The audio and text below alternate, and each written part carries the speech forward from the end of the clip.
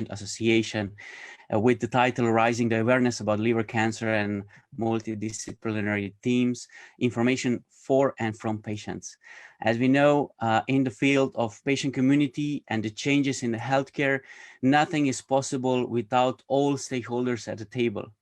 And it gives me extreme pleasure and I'm honored to say that on this very packed event that we have today, we have, for example, the president of all patient communities in Europe. We have the president of International Liver Cancer Association. We have the several very distinguished and high-level speakers. We have the backup from industry, we have backup from European Commission, we have backup from European Parliament. When we have backup also from WHO, especially WHO Europe, and we will introduce every speaker as we go. But for the beginning, when we discuss this event with the members of the team of Stella Kyriakides, the Commissioner for Health, she proposed that we reach out to European Parliament, to the member of the Committee on the Beating Cancer Plan. So he just would like to say some words regarding the welcome to our event. And I'm very happy that Dr. Sokol, as a member of European Parliament and member of the Committee on Beating Cancer Plan, is really stood up for our event and for liver cancer patients in Europe. So we decided to give him the floor because he wrote his PhD on cross-border healthcare, and he's working about towards a European health systems that will allow the centers of excellence around Europe that could treat all Europeans. Each country could have a different center, and it would be supported by a national insurance to travel to that center and to be treated there. In that way, all liver cancer patients in Europe would know that they will get equally best treatment regardless in which country they live. Currently, we have the situation that in some countries, more people are dying of the same disease than others, due also to different quality of care. And according to Dr. Sokol, this should not be the case in European Union. So, few words from Dr. Sokol. Today we mark World Cancer. Veronica, can you hear the sound? Yes, we can hear it. I'd like to welcome everyone to the first Liver Cancer Patient Summit organized by the European Liver Patients Association. It is important to note that this is just the very first event ELPA will dedicate to liver cancer in 2021. As a member of the European People's Party, I would like to congratulate ELPA for this fantastic opportunity to push forward the debate on liver cancer. Liver cancer mortality climbed up in 2020, and liver cancer is the third most common cause of cancer death globally. That is why it is crucial to organize events like today's, where we gather many stakeholders and where patients are given a voice. Sadly, in all too many well-meant health fora, the patient is forgotten in the process. I'm therefore glad to register that ELPA has understood to start thinking from the patient to the treatment. Finally, I would like to emphasize that initiatives like these serve to further support the Europe's Beating Cancer Plan, as only together we are sufficiently strong to defeat this disease. As a member of the EPP group, I wish you a fruitful meeting. So, thank you very much for the introduction to this meeting, and I give the floor to Dr. Teresa Casanovas, who is the leader of the European Liver Patient Association Scientific Committee and a member of our directors team. Teresa, please. Thank you. Good morning, everybody, and thank you to attend this meeting. For me, it's a big honor and a lot of thank you, Dr. Bruno Sangro, who is our speaker and our expert, to explain about biomarkers, which is an issue that is very important for liver patients and for all our community. Thank you, Dr. Bruno Sangro.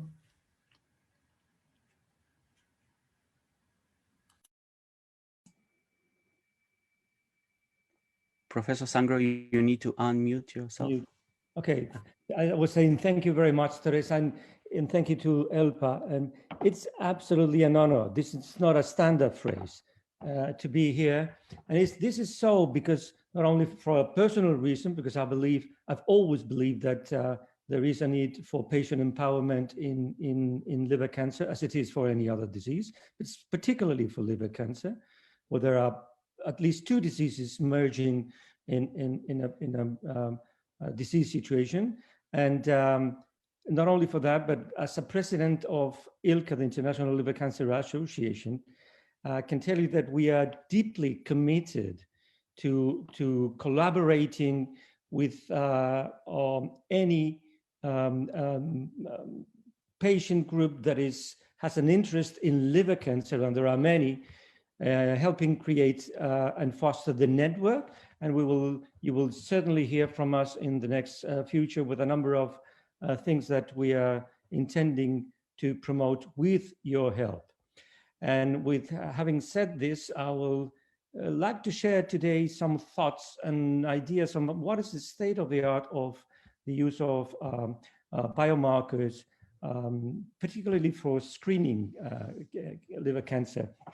And I would like to start by saying that I'm reminding that cancer screening is a secondary prevention method, where early therapeutic intervention is possible through screening asymptomatic population to identify cancer at an earlier stage, and it would have been diagnosed in the absence of screening. So secondary prevention means, for those of you who are engaged or more knowledgeable about colorectal cancer, for instance, what we perform is primary prevention. We detect pre-neoplastic lesions, remove the pre-neoplastic lesions, and that in this way we prevent cancer. In liver cancer, what we do is early diagnosis, which is secondary prevention. So the goal is not to prevent cancer, is to reduce mortality or severity of the disease through early detection and treatment. And the critical thing here is that cancer arises from a single cell. It's a clonal disease. It's just one cell that gets wrong, goes in the wrong direction, grows, makes a tumor grow, proliferates, and then that tumor grows and grows and grows and grows until eventually it may live from the organ of origin, may quite often produce metastasis, and the patient dies. And at a certain time point, the growth of the tumor produces symptoms.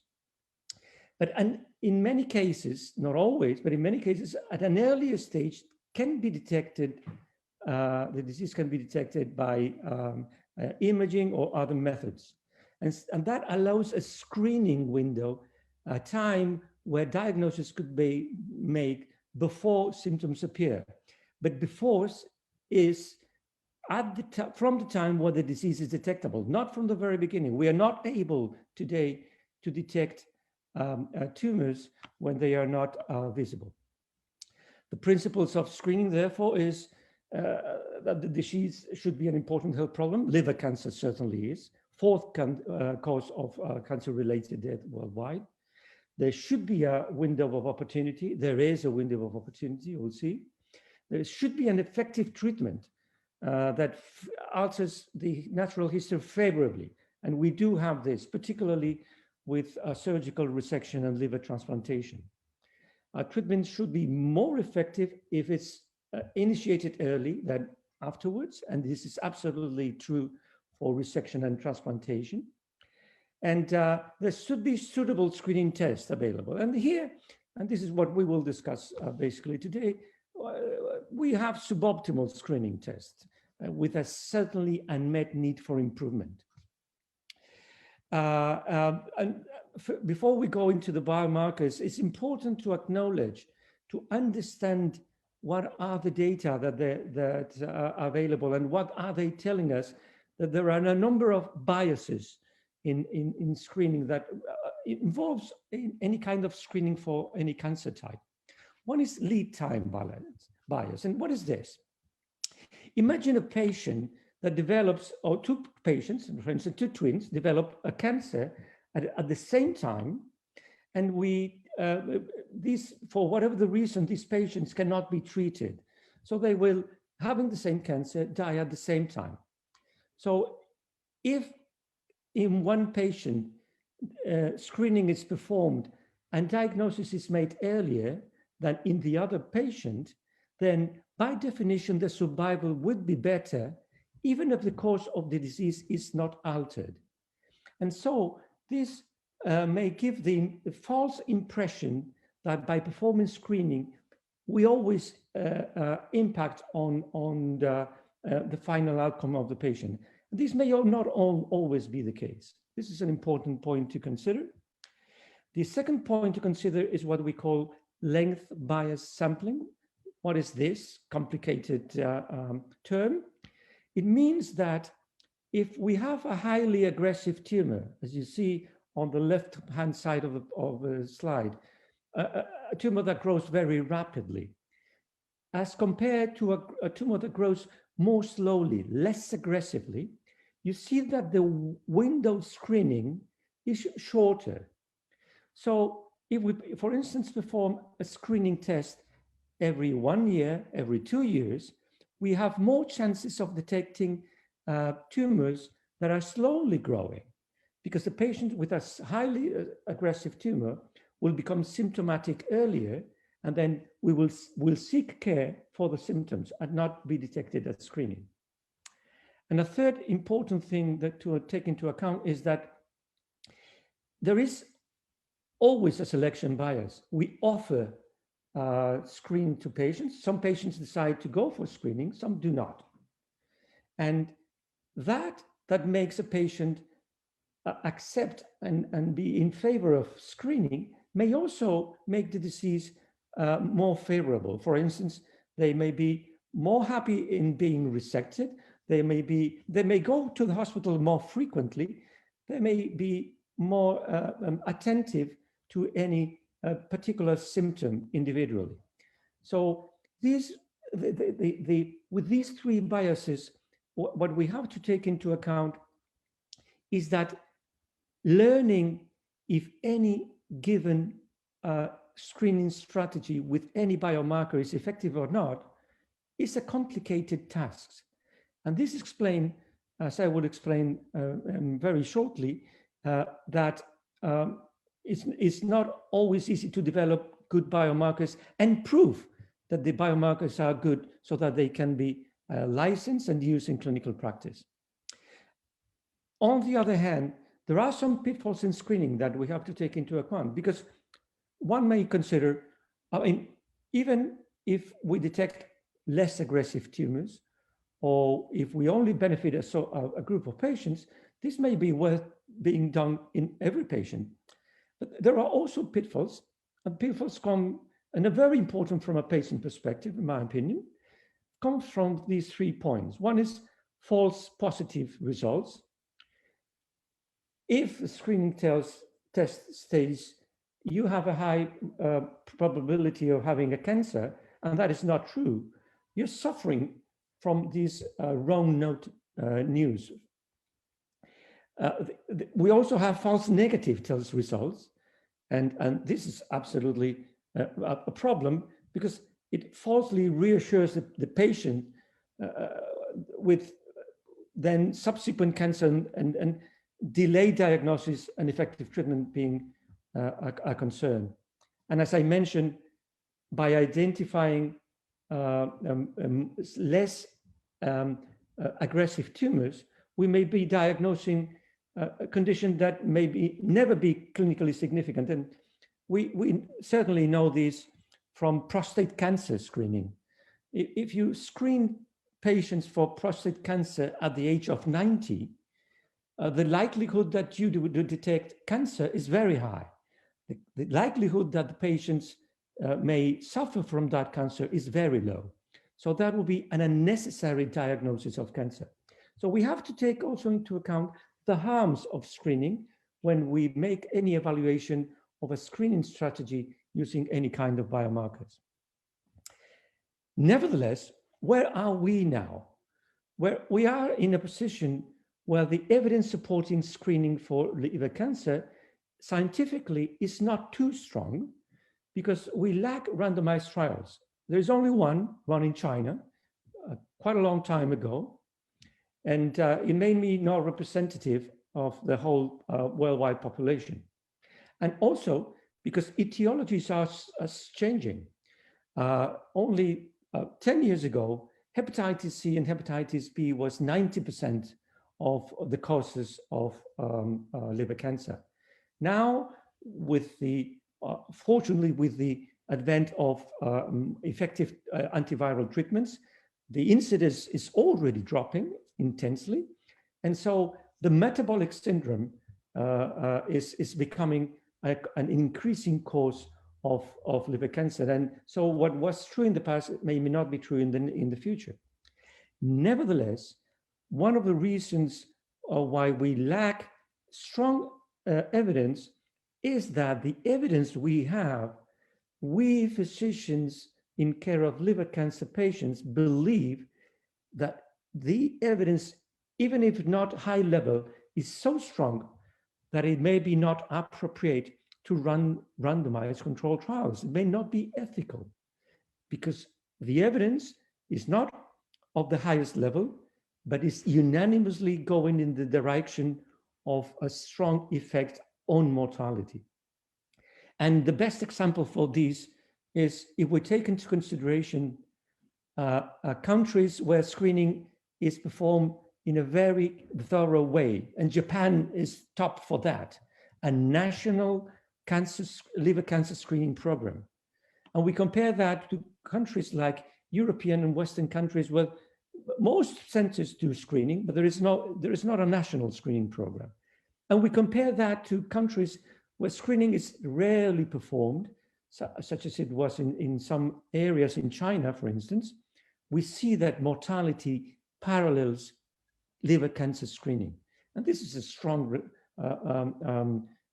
conclusion from an analysis of this sort of evidence. And this is what pushes us to recommend screening for a very good reason. How do we do screening today? This is a list of recommendations from different national and international societies, basically with ultrasound. And in some countries also with ultrasound plus alpha-fetoprotein. The problem with ultrasound is that ultrasound is very good for detecting large tumors. It's not that good for detecting small tumors, and it's small tumors that are more curable. As you see in the slide, ultrasound detects, in the best hands, only 65% of tumors less than 2 centimeters. Very, from what we would like, a low percentage. How about alpha-fetoprotein? Alpha-fetoprotein has a low sensitivity and a suboptimal specificity. We will come back and explain this. But basically, this comes from the fact that only if we take all patients with liver cancer, only 60 to 80% of them have elevated alpha-fetoprotein levels. And this leaves a large margin for false negative and misdiagnosis. You may have a tumor with absolutely normal AFP, even a very large tumor, even a tumor with metastases. Not all HCC tumors produce alpha-fetoprotein. And it is a marker of aggressiveness. So it detects mainly more aggressive tumors, and more aggressive tumors have a lower chance for cure, while screening intends to diagnose patients with higher chance for getting cured. This has been changed in different ways, and was really is now changing the way we see alpha-fetoprotein is by combining alpha-fetoprotein with other biomarkers. One biomarker is AFP-L3, a subtype of alpha-fetoprotein, and DCP is a protein that was identified and very much used in Japan and in other Asian countries. Now we have the opportunity to test the three biomarkers in a single test. And Roche has licensed this in the United States and is pursuing licensing this in Europe and other countries.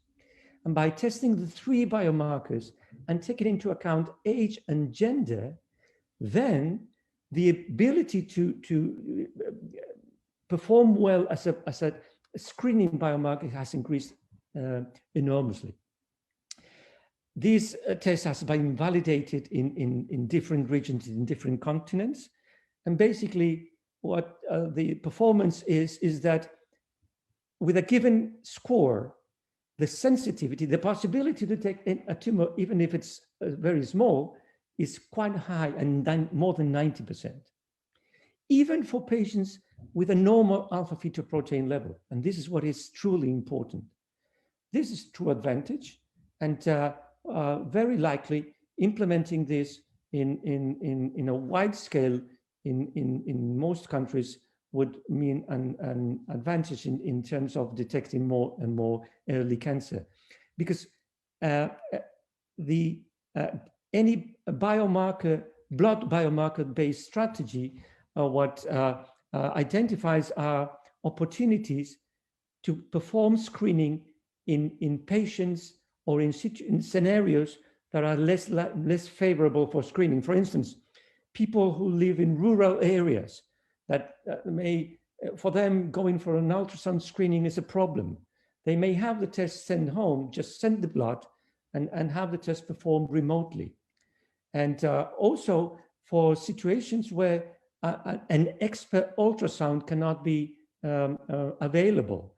In these situations, even for GPs, for communities where there is not access to a liver cancer expert, these kind of sensitive and specific biomarkers can make a meaningful difference in terms of improving early detection. This is the end? Absolutely not. This is just the beginning. And there is a whole set of very intense research in different directions in developing blood biomarkers. For instance, just to illustrate this, how research is intense, we will be hosting a single topic workshop on biomarker development in June at ILCA, and there specialists from very different disciplines will gather together because they are performing very active research in identifying better blood biomarkers. What kind of blood biomarkers are we seeking for? Well, we now know that tumor cells, irrespective of the tumor type, but also in liver cancer, die, and when they die, they shed into the bloodstream the products that they have inside. And sometimes they do so even before dying, when they are at a not very good stage of health. These not very healthy cells and death cells liberate into the bloodstream the content, and the content includes things that we can measure and that are only produced in the tumor. And basically, what differentiates malignant cells from benign cells is the genetic alterations that they have. So by extracting the DNA from the bloodstream and analyzing whether this DNA has tumor-specific mutations, we are able to detect cancer cell-derived DNA in the blood samples. This is also true for RNA, and there are a number of RNA products that can be detected in blood. The specificity, and this is, I would like to remark this because this is very important, the specificity is intense because, for instance, alpha-fetoprotein. Alpha-fetoprotein is mainly produced by tumor cells when they do produce it. But also the liver cells produce alpha-fetoprotein to some extent. So we always have alpha-fetoprotein. Any individual has an AFP test, and that gives a value. We have a range that we consider normal or abnormal. But there is no reason to have DNA with tumor-specific mutations. So this gives a very intense specificity to the findings. Now, in the past, extracting DNA from a blood sample and analyzing this in a timely matter, in a timely fashion was a problem. Now with COVID-19, we are all experts in DNA technologies. PCR is just a piece, it's a DNA technology. The PCR is basically extracting DNA from a sample, identifying whether it is virus specific or not, and then giving the result. Well, this is the same kind of technology. And we've learned, and we all now know that this can be done massively in a let's say, user-friendly way, patient-friendly way. Now, there are a number of things that have to be done before we may turn these research into clinical practice. And basically is the fact that, this is just a list, is the fact that these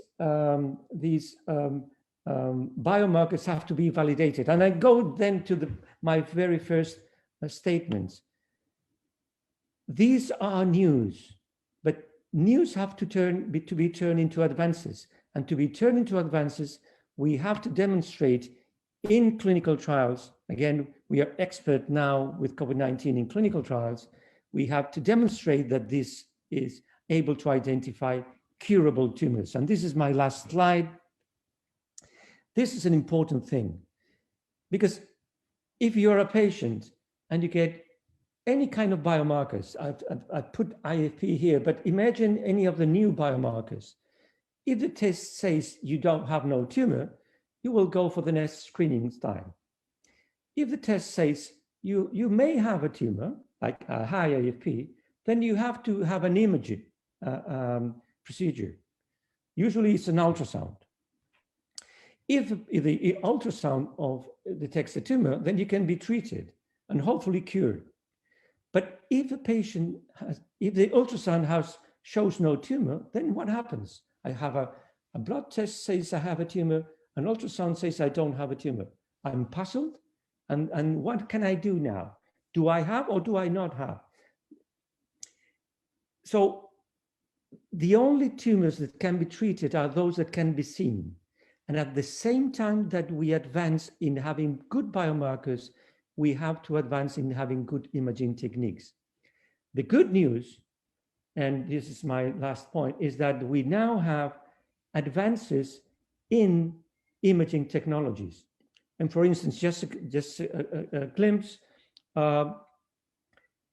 we have very, very recently, over the last months, and this will, some data has been published, some will be published soon, advanced short magnetic resonance without contrast, intravenous contrast, a very friendly, it may be expensive, but it's certainly patient-friendly imaging procedure. We've seen that it performs certainly better than ultrasound. So for those patients in which ultrasound is not able to detect, this kind of imaging technique may increase the rate of detection of treatable tumors. So it's not only biomarker that is important in screening, it's also imaging, and there are advances in imaging. So my take-home messages will be, we certainly advocate for screening any patient that is within the risk of developing liver cancer, particularly cirrhotic patients with chronic liver disease. We do have tools that are suboptimal, but this has changed. The GALA score is certainly an improvement. More blood biomarkers are in the way, and hopefully we will have results soon. And we have better imaging techniques to detect those tumors that are curable, and very hopefully increase the chances of curing more patients with liver cancer in the very next future. Thank you very much. Thank you. Thank you very much, Professor Sangro. We will not have questions now, but thank you for your very clear and informative presentation about new advances on these biomarkers for liver cancer. Thank you very much. Have a good day. My pleasure.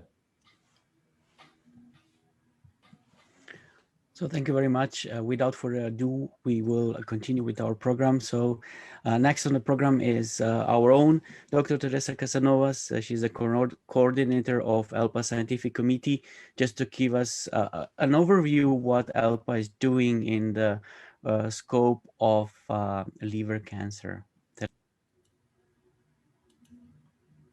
Thank you very much. My task is to present our working group on liver cancer.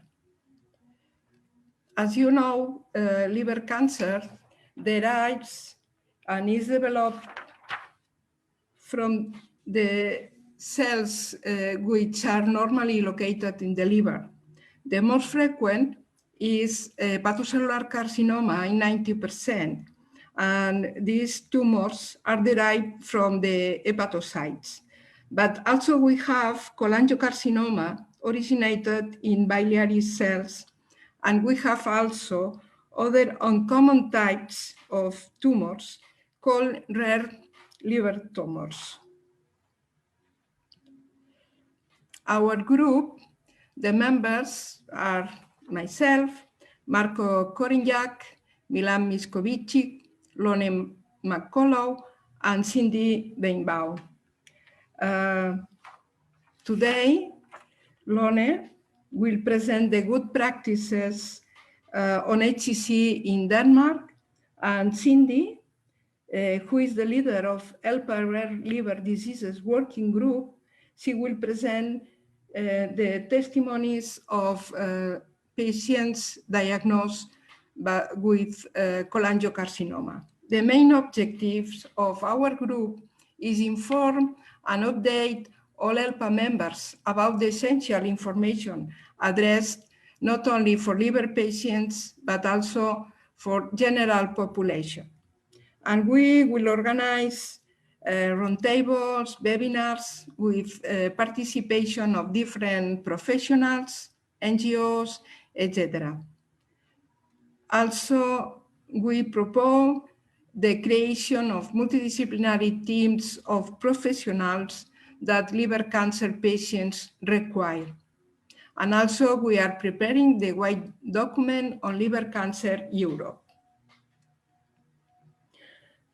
Our key message for liver cancer and cholangiocarcinoma is to say that it has increasing incidence. More awareness and information are needed. And can HCC be prevented? Yes, it can in some cases. And liver cancer patients need care by a multidisciplinary team, as I mentioned before, because most people are asymptomatic in the early stages of liver cancer. And when signs and symptoms do appear, they might be related to cancer or to chronic disease.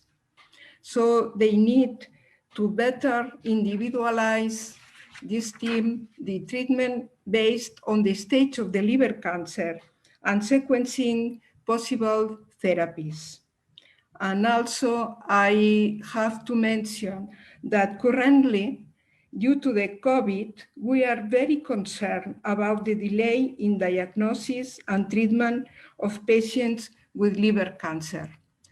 Thank you for your attention, and that's all. Thank you very much. Thank you very much, Dr. Casanovas. And without further ado, we'll continue with our program.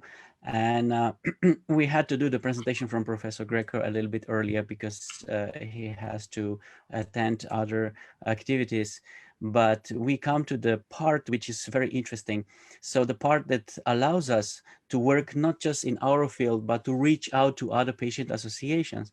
And this was only possible under the umbrella of European Patient Forum. So the next part will be divided in two presentations. On the first part, the presenting of Digestive Cancers Europe from Zorana Maravic, which was the first patient associations we reached out to, and we made a really strong connection on our activities. And this was only possible under the umbrella of European Patient Forum. And I don't know if you know the president of European Patient Forum, Marco Greco, but he is all over the place at all meetings and all high-level important meetings for the healthcare. So he's really strongly pushing forward the agenda from the patient communities of Europe. So without further ado, first the presentation from Zorana Maravic, which is acting CEO of Digestive Cancers Europe. And right after that, I am giving the floor to Mr. Marco Greco, the president of European Patient Forum. Thank you, Marco. Thank you. It is a big pleasure to speak at ELPA's events. It is always perfectly organized. And also I can say that I feel that I'm among friends. The presentation from Professor Sangro was excellent and I have learned a lot.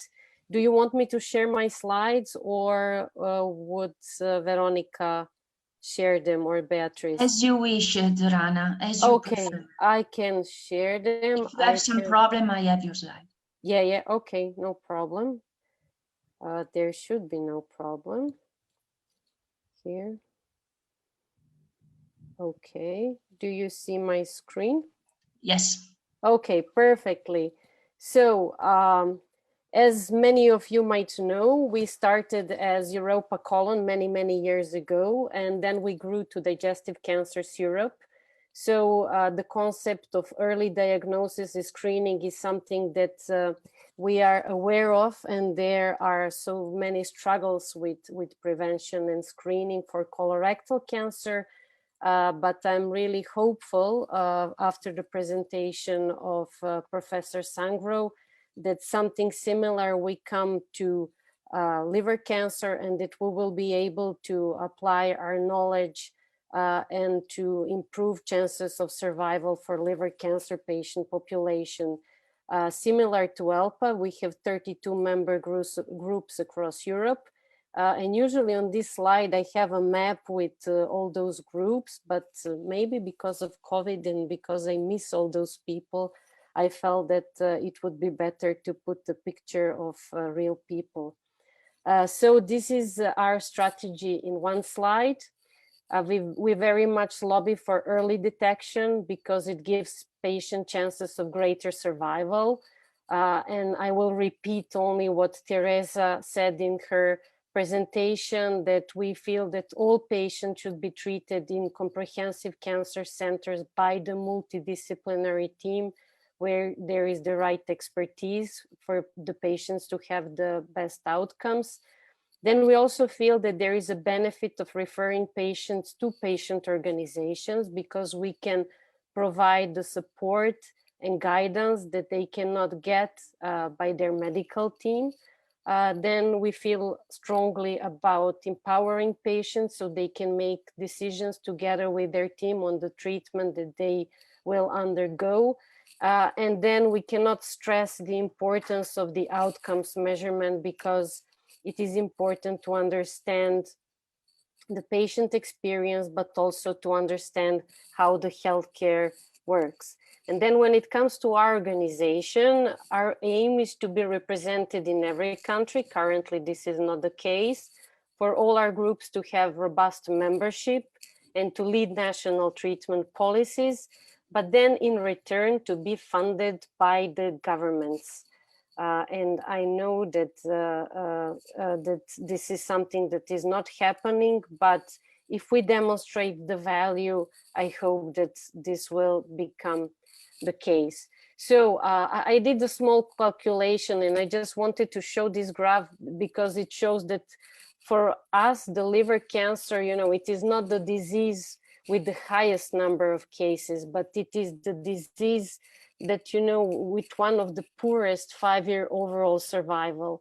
And in my later slides, you will see that, there are ways to prevent all these deaths. So I did the calculation. So by the 4th of February, by today, already 8,000 patients have been diagnosed with liver cancer, and almost 7,500 died because of liver cancer. So there is a sense of urgency that we need to do something about this. And at DICE, when we look at any cancer, we look at it as the total patient pathway, because we are the custodians of that patient journey.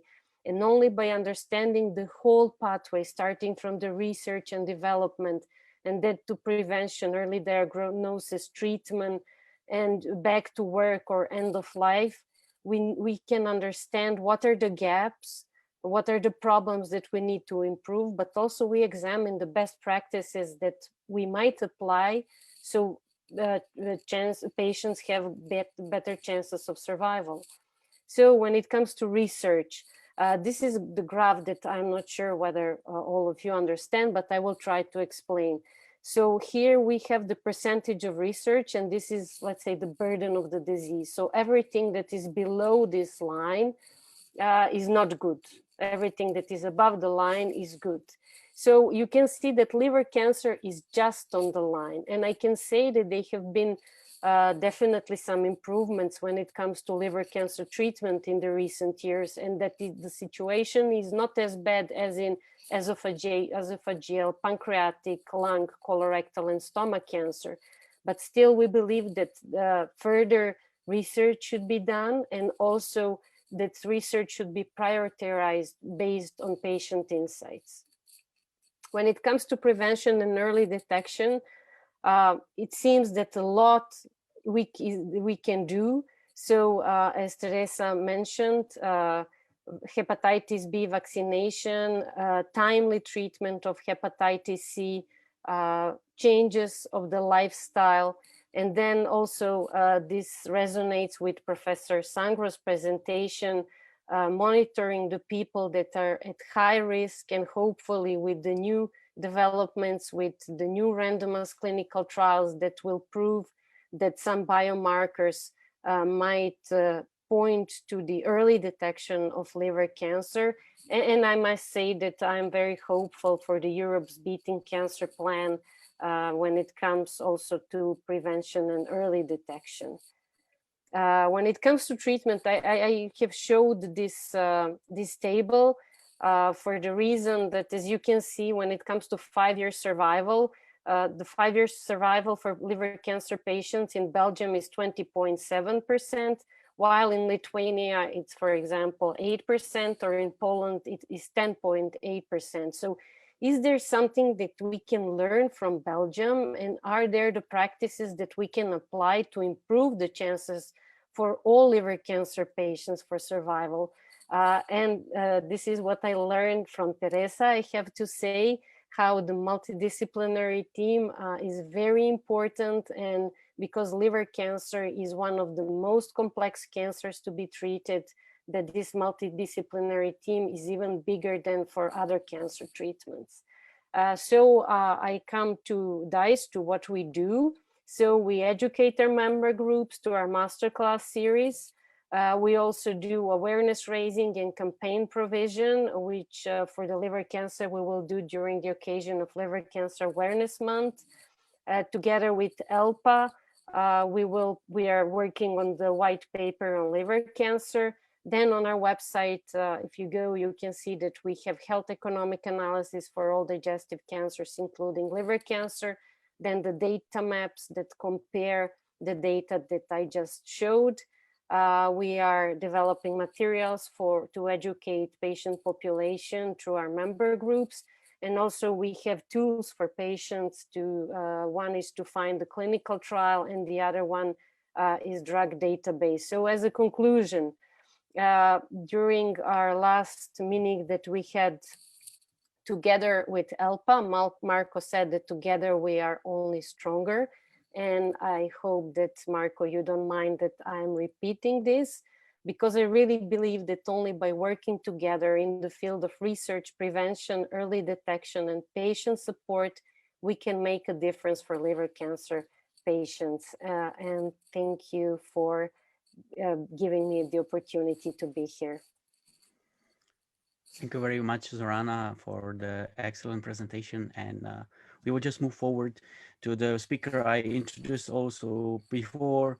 So the president of European Patient Forum, Marco Greco, as I said, he is everywhere. And I think that in order to change something, you need a strong leadership. And under the leadership of Marco Greco, the European Patient Forum has made big steps forward, and we are happy and honored that he's here today. The floor is yours. Thank you. Let me thanks everybody for this invitation that is much appreciated, particularly to Marco and Milan that made all the possible efforts for making possible to be here this morning. As I said, it's a big pleasure for me to be here, not only because it is an important subject, and not only because we are looking at ELPA with much interest for the huge amount of activities that it is developing recently, but also for a very personal reason. I have Crohn's disease, so IBD. Personally, I've been under surgery many times for this reason, and you may know that the surgery section in which you undergo this kind of surgery is the very same of patients with liver cancer. So for this reason, I have many friends with that are your members, actually. And not only this has allowed me to really live, because when you share the room with another person in a surgery department, you learn a lot about the other condition, you learn a lot about the sufferance. And so I've touched with my hands how difficult it can be, how important it is to have an early diagnosis when it comes to this kind of cancer, and how important it is to work on prevention. Also, I had to learn how difficult that kind of surgery is, and how difficult it is to get back to normal life. So you have all my esteem for this, and I hope indeed that APF will be able to keep on supporting your essential action in this field. Next slide, please. So for those that do not know what we do, the European Patient Forum is an independent, non-governmental umbrella organization. It was founded thanks to the European Commission in 2003.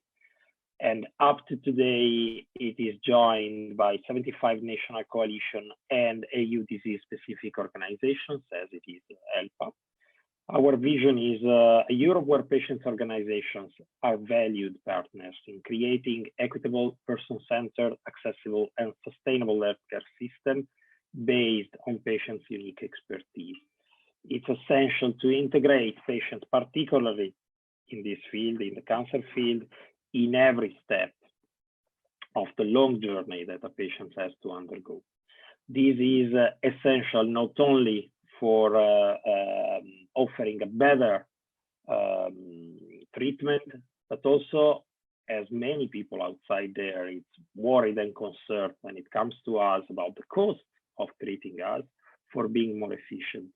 If you do not understand what are the unmet needs of patients, you cannot be efficient in designing any healthcare system. So our mission is to advance the interest of patients and patients' communities by strengthening their collective impact across Europe through effective advocacy, we hope, education, that is essential, empowerment and partnership. I will come back particularly on education and health literacy in the next slides, because this is the core of what we have to do. Why APF engages with the EU Cancer Plan? This meeting, as I was saying a few days ago with Milan, it's very timely, because as you know, every newspaper this morning is reporting about the starting of the European Cancer Plan. It was much awaited. It's a great signal for the Commission. It's not perfect, it's perfectible, okay. But by the way, it is indeed a milestone. The fact that the Commission put in its strategy the necessity of fighting cancer in a comprehensive and strategic way. As I say, there will be space for implementing the plan, but at least finally the plan is there. And if well played, this game can be a lifesaver, but also a game changer for many patients around Europe. APF advocates for patients across all diseases.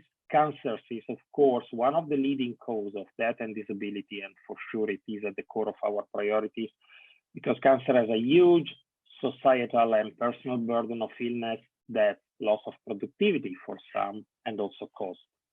But also cancers intersect with many other chronic diseases, for example, through shared risk factors such as environmental risk, or maybe with the fact that some diseases may lead to predisposition to certain form of cancers, chronic liver diseases, for example, or IBD when it comes to colon cancer. So also the necessity of working on comorbidities makes even more important for APF to facilitate the interchange between different patient organizations in order to create essential alliances and strategic cooperations.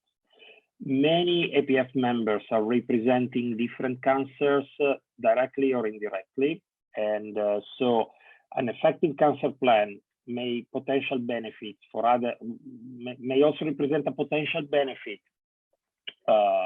for other chronic diseases, because that can lead to a better understanding of the links between diseases, to lead to an improved quality of care, an holistic patient-centered approach, tackling survivorship issues, non-discrimination and health inequalities overall, and also fighting some of the more essential unmet needs. I wanted also to put this last line on this chapter of the slide about stay on the about the tackling survivorship issues, for one reason, because very often there is this misconcept outside there that once you have cured or treated, more often is treated, not cured, the condition or the disease, then you are done. But this is only the first part of the game. I mean, many of us have undergone severe surgeries that has created a disabled person at the end of the day. This will not go away. I always said, when it comes to my personal experience, if tomorrow morning they will finally find a cure for Crohn's disease, I would be much happy.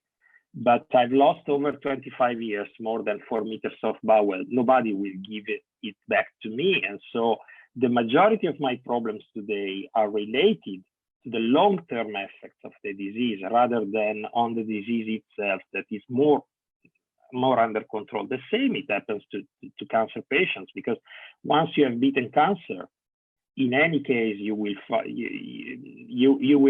have a burden that will follow you for the rest of your life. And I'm not talking about the psychological burden, but also maybe the surgery one and so on. We need to keep the focus also on these aspects, because a chronically ill patient or a cancer survivor needs to be assisted for the entire life cycle of the person. So our key priorities in this field is to grant, as I said, equitable access to holistic continuum of services. So first step is prevention and early diagnosis. Differences in cancer incidence across Europe partly reflect differences in nations prevention and screening. In any case, access to timely and accurate diagnosis is a major gap. If we will manage at the end of a long journey to have an equitable European healthcare system that will make possible for patients to reach excellence center wherever they are in Europe for their specific condition, we will have won an enormous battle. But at the end of the day, access remains the primary problem, because if you don't have access to therapies in a timely manner, you may have even the best cure for a specific disease, but that will be useless. If the right therapy do not reach us at the right moment, then it's not a therapy, it's a waste of money. High quality treatment and multidisciplinary care are the second end point here. Shortcomings include lack of multidisciplinary approach, lack of shared decision-making process, patients' psychosocial needs and quality of life through support, rehabilitation, and palliative care. We need also to include embedding personalized medicine better into the patient care across Europe, and the necessity of health literacy is essential. Earlier on this morning, we have heard Professor Sangro explaining in a very clear way, crystal clear way, concepts that may be very difficult. It's still not so common to have this possibility that you have had this morning. It's essential to work in this direction. It's essential that patients do understand what is happening to them, what the therapy is for, how the therapies will interact with their body. These will lead patients to take better decisions and to be more adherent at the end of the day. Investing in patients' education, it's investing on better outcomes of the money that we are putting in the healthcare system. Follow-up care and survivorship, as I've already discussed about that, but the implementation of long-term follow-up care plans for cancer across Europe is essential, and also issues related to survivorship. Next one, please. We need to readdress health inequalities. United Nations SDG 3 calls for universal health coverage for all by 2030. It's at the core of APF strategy, and we need to work altogether a lot for that. Universal health coverage is essential. It's an essential goal to be reached in the next 9 years. APF is calling for evidence-based policy measures to reduce access barriers, user charges, and co-payments. It's all about what I've already said. If we don't have access, it's like not to have the therapy, because if the therapy is there and we cannot get it, it's useless. AUHTA may play an essential role to improve access, and so we believe we should invest a lot on that. Use cross-border directive and regulation to enable patients to access outside their own country is another part of this important picture. We need to enable access to clinical trials also across borders in order to implement. We know very well that there are countries in which it's easier to be enrolled in clinical trials. The problem of enrolling patients in clinical trials is something that we need to tackle. Enable accessing to clinical trials across borders is one part of this. Another part is to create a concrete chain of trust also with the scientific world and with the pharma industry if we want to overcome this problem. At the end of the day, the final strategy is to guarantee affordable and an equitable access to medicine. Next one, please. Health literacy strategy, I've already mentioned these. We need an explicit strategy on health literacy, and it is something that is actually missing in the cancer plan. I mean, I'm commenting this European cancer plan after one day, so please take it with all the with all the caveats. It's clear that we are studying that. We have seen some drafts before. We have been working, sending comments and requests to all the involved stakeholders. We will keep on doing this. For this reason, it's essential also that our members like you will send your comments also to us in order to allow us to integrate these comments in a wider communication strategy. Health literacy is a key aspect of patient empowerment, of patient rights, and in the process of patients' determinations. So we need a strategy for this. This is actually missing partially in the actual cancer plan, and we hope it will be integrated soon.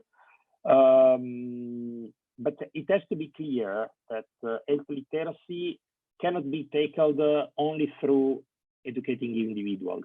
We need more. We need healthcare systems and organizations to become capable to connect users, to be open, to be more user-friendly, and to be more transparent.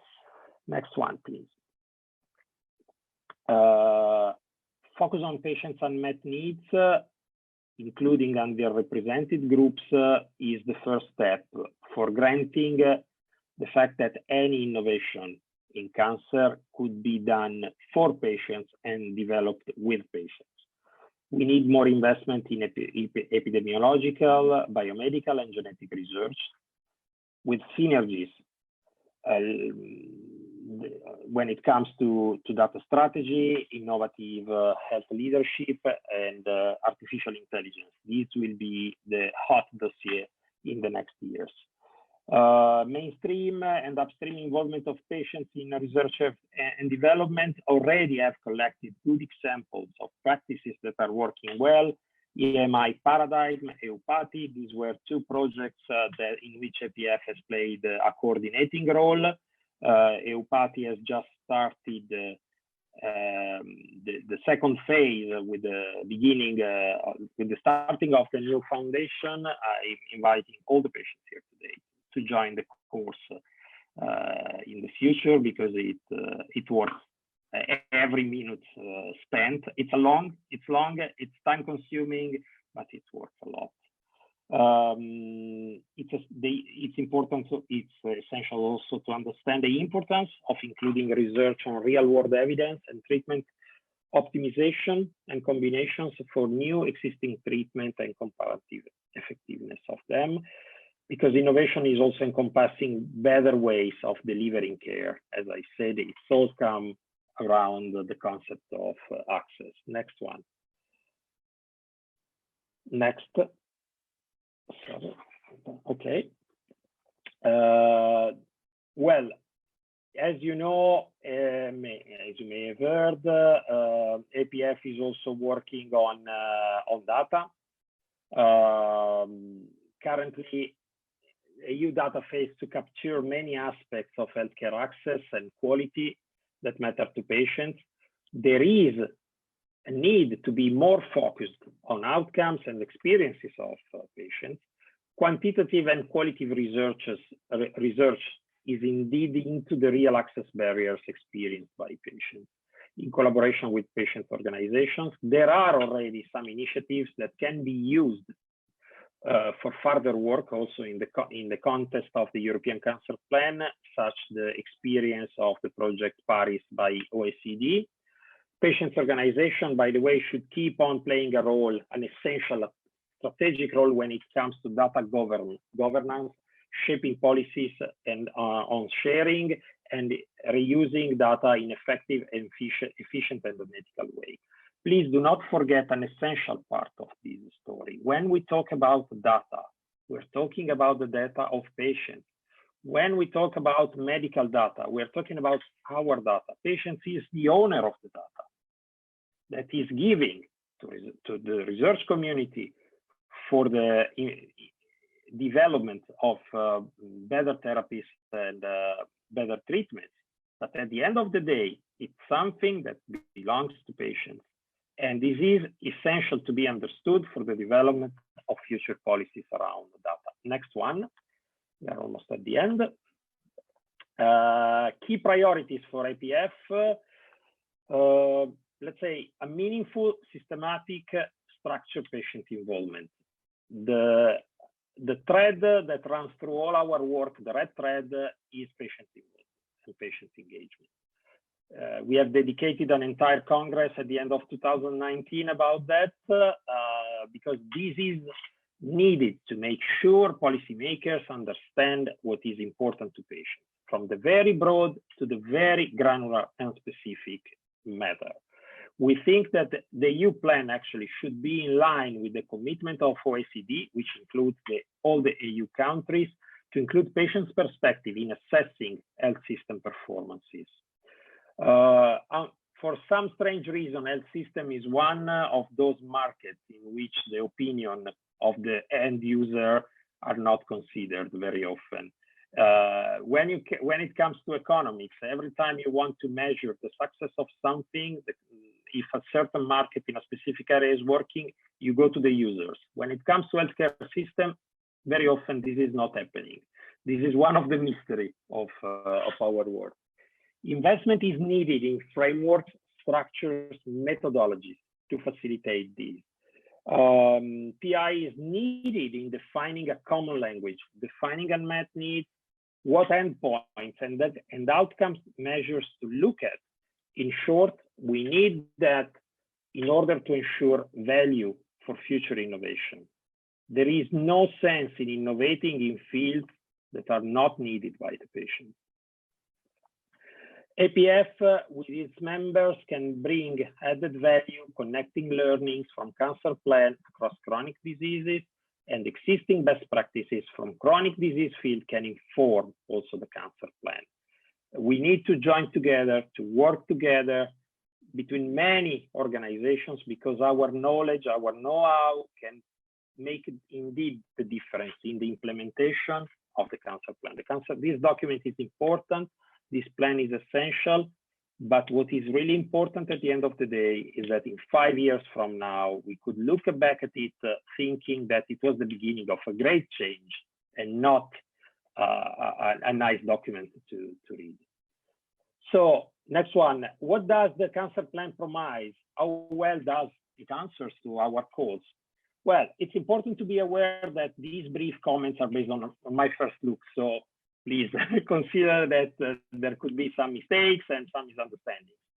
As I said, we had as APF a short site of a pre-publication draft, but the official plan was published yesterday. So we are still analyzing this internally, but I would be much interested in the next days also to know your opinion. From a first look, it appears that the plan is very ambitious. It's trying to achieve a lot of things, and there is so far a lot of expectations around that. Some of the positive aspects we have already identified. This is by no means comprehensive, but just an example. There are planned actions on preventions, tobacco, alcohol, nutrition, pollution, and also a new element on vaccinations by case as cancer prevention. Environmental determinations of health are, of course, the traditional element of EU public health policy. There is overall an ambition to achieve improved data and indicators, including health outcomes that can guide positive. This is very, very positive. Health literacy is addressed as one element that is important for cancer prevention, but still probably not as central as we were expecting. The plan also foresees an EU network or national comprehensive cancer centers in every member state, plus mapping of member states' treatment capacity. The latter could be quite important when we think about the need to strengthen health system capacity and look at inequalities in cancer treatments and care. However, at the moment, at least to me, it's not very clear if all cancer patients would have access to these centers, and so if there will be some differences depending on several factors that haven't been clarified yet. A new EU cancer screening scheme aims to ensure wider access to screening for common cancers, but there are also plans for new ARNs focused on aspects of cancer which will be integrated with existing cancer-focused ARNs. Then there is a plan for an initiative on cancer diagnostic and treatment for all. The name is really ambitious. Apparently, this will focus significantly on genomic testing and innovative treatment. This would be accompanied by a wider public debate on genomic information, including the ethic of its use. Once again, it's essential to offer educational tools to our members in order to make them more capable to interact in this phase and the discussion of this table. Finally, however, the Commission fails to present a comprehensive approach on health literacies, missing the roles of health literacy in patient empowerment concerning treating choice, for example. There is no clear action to really tackle the barriers patients face in access to timely and accurate diagnosis, as described in our response to the consultation. There is actually no mention of addressing the access barriers to treatment and care that we have mentioned, such as lack of coverage, inadequate reimbursement, or high co-payments. This is regrettable, and we need to work on that. The actions on survivorship, like, for example, the one on employment adaptation, discriminations are there, but they are still a bit vague. and it remains to be seen if they will have an impact at the end of the day. One positive aspect is the mention of insurance and looking at overcoming discrimination there. There seems to be more focus on fostering scientific innovation than ensuring it really reaches patients. So I've already said that innovation is efficient and effective if it reaches patients. Otherwise, it's a sterile exercise. We are not sure what impact the planned cancer inequality registry may have. I'm here very curious about what you think about that.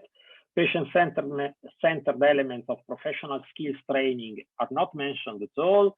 And also, there is no mention of patients' involvement in shaping these training.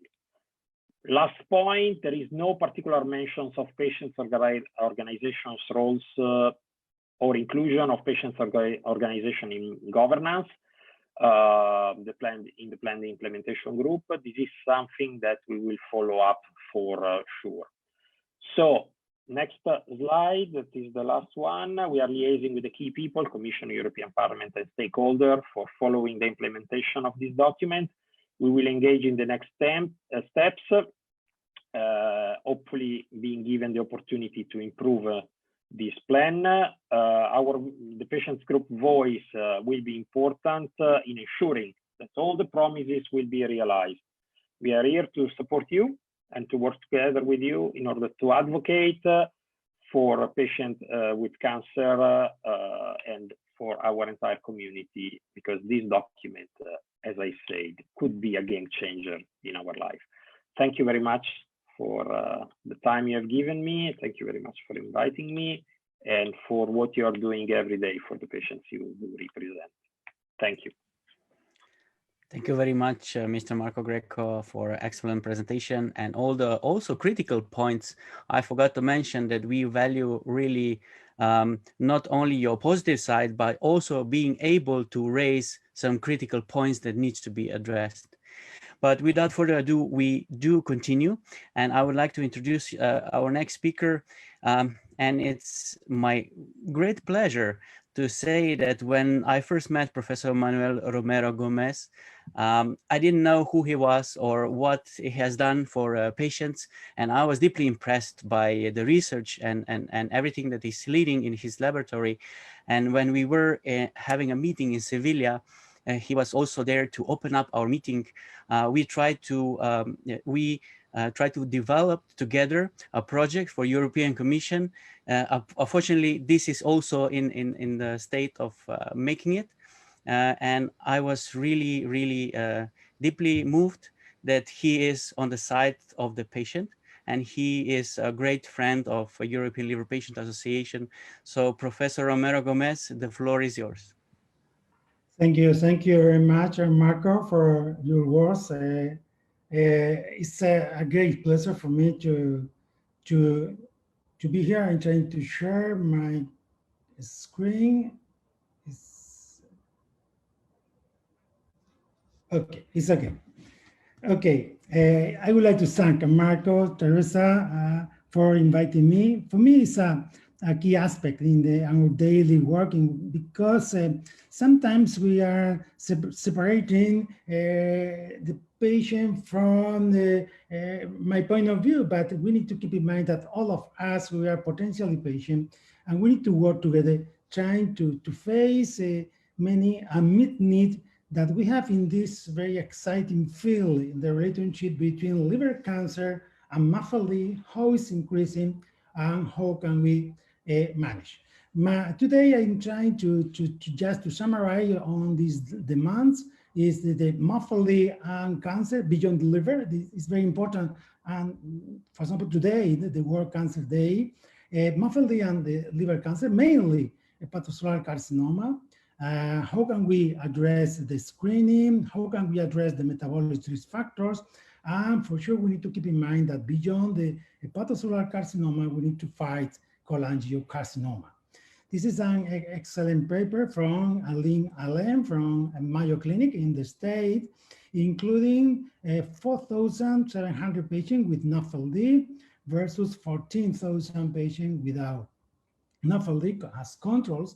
And you can see how the incidence of cancer, of digestive cancer, but not just digestive, is clearly increased in patients with NAFLD. Here, the breast cancer in female, prostate cancer in males, or colorectal cancer, they are clearly increased in red in comparison with the blood square in patients with NAFLD. But also, when we analyze the digestive cancer, the pancreatic cancer, the stomach cancer, and the liver cancer, all of them, together with the lung cancer, are increases in patients with NAFLD versus non-NAFLD. In general, NAFLD was associated with a higher risk of developing gastrointestinal cancer. And curiously, in this paper, Aline segregate patients with obesity with and without NAFLD, and you can see here that non-obese has the lower risk. Obese people has lower risk than patients with NAFLD. That means it's very important, obesity, but more important is the liver damage, is NAFLD. If the patient develop a liver disease, it's increasing the risk of developing liver and extrahepatic cancer. In this study from Canwall demonstrate how in the last year the incidence of NAFLD is increasing every year, and in comparison with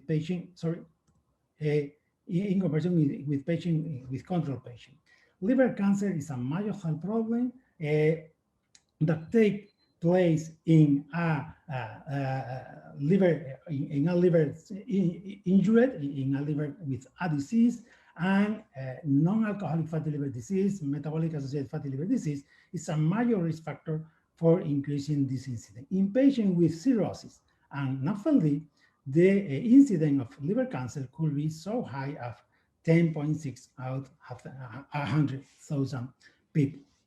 This data could be validated in several papers. The Dyson from Newcastle demonstrate how liver cancer is increasing and how NAFLD, as the etiology of the liver disease promoting liver cancer, is increasing every year.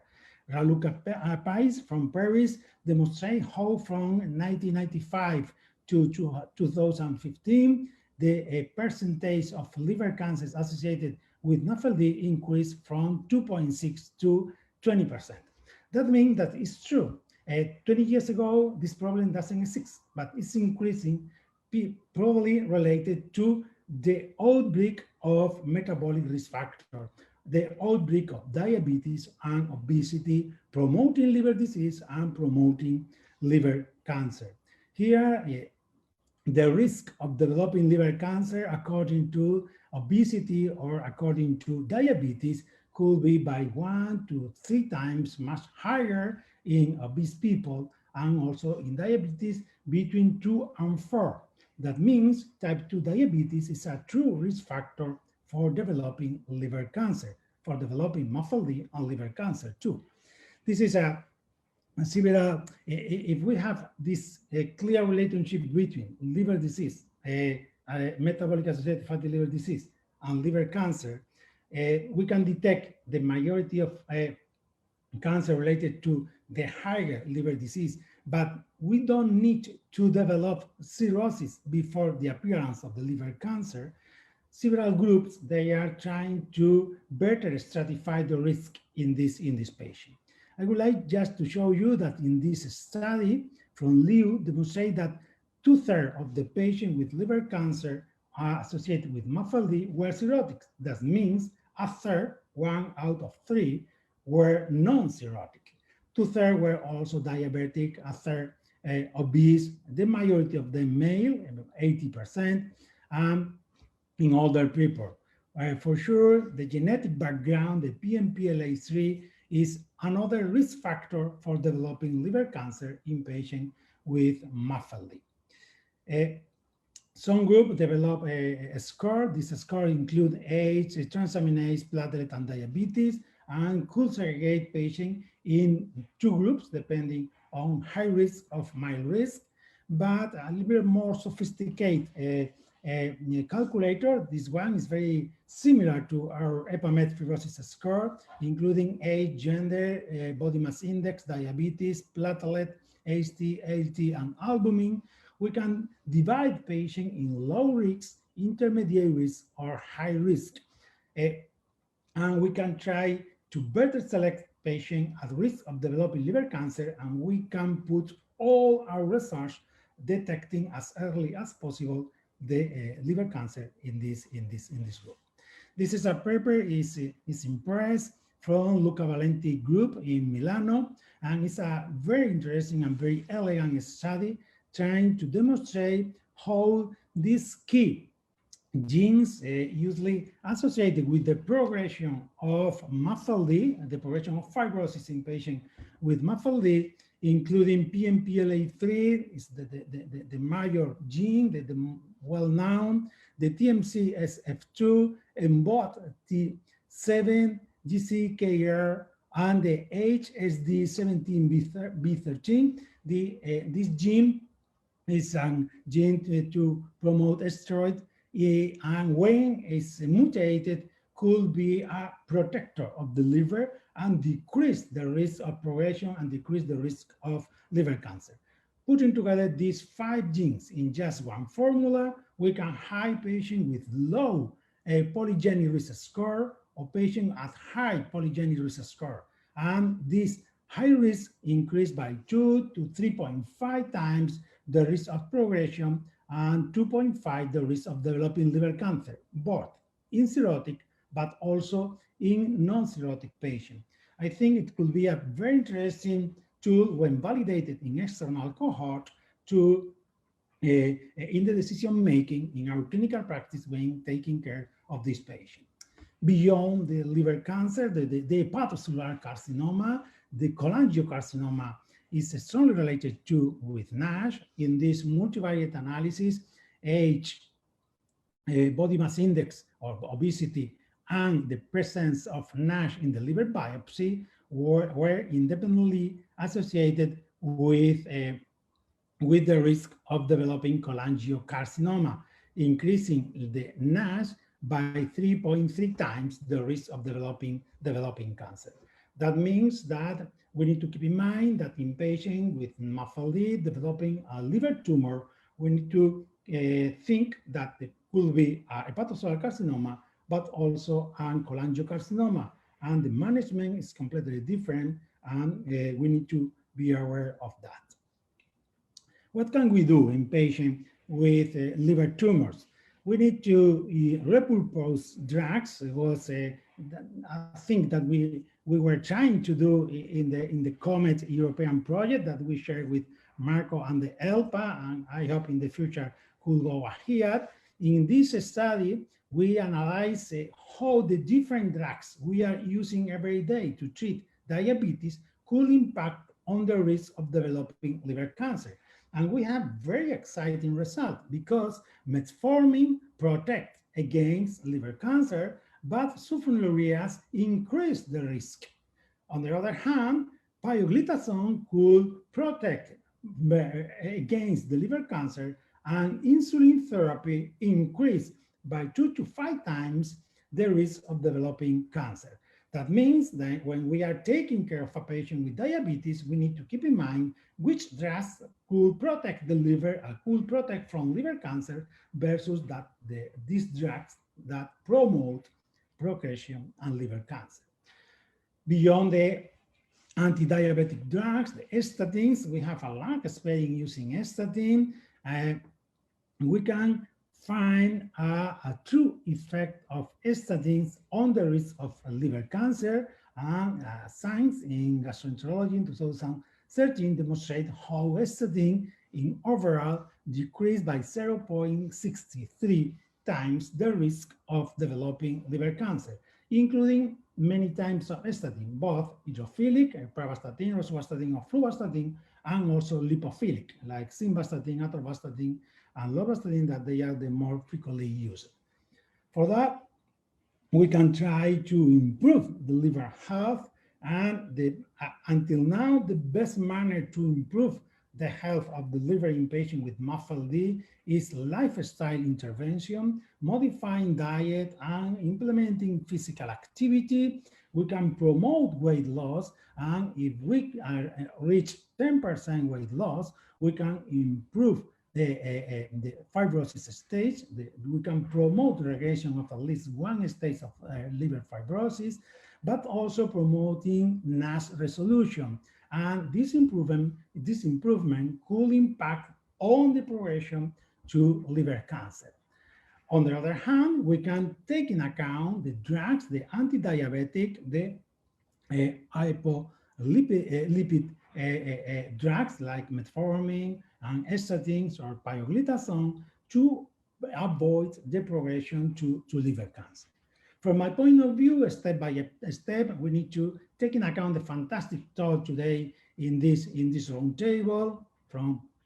We need to keep in mind that we need to promote policies able to implement a lifestyle change in our population. In the past, we promote tobacco give up.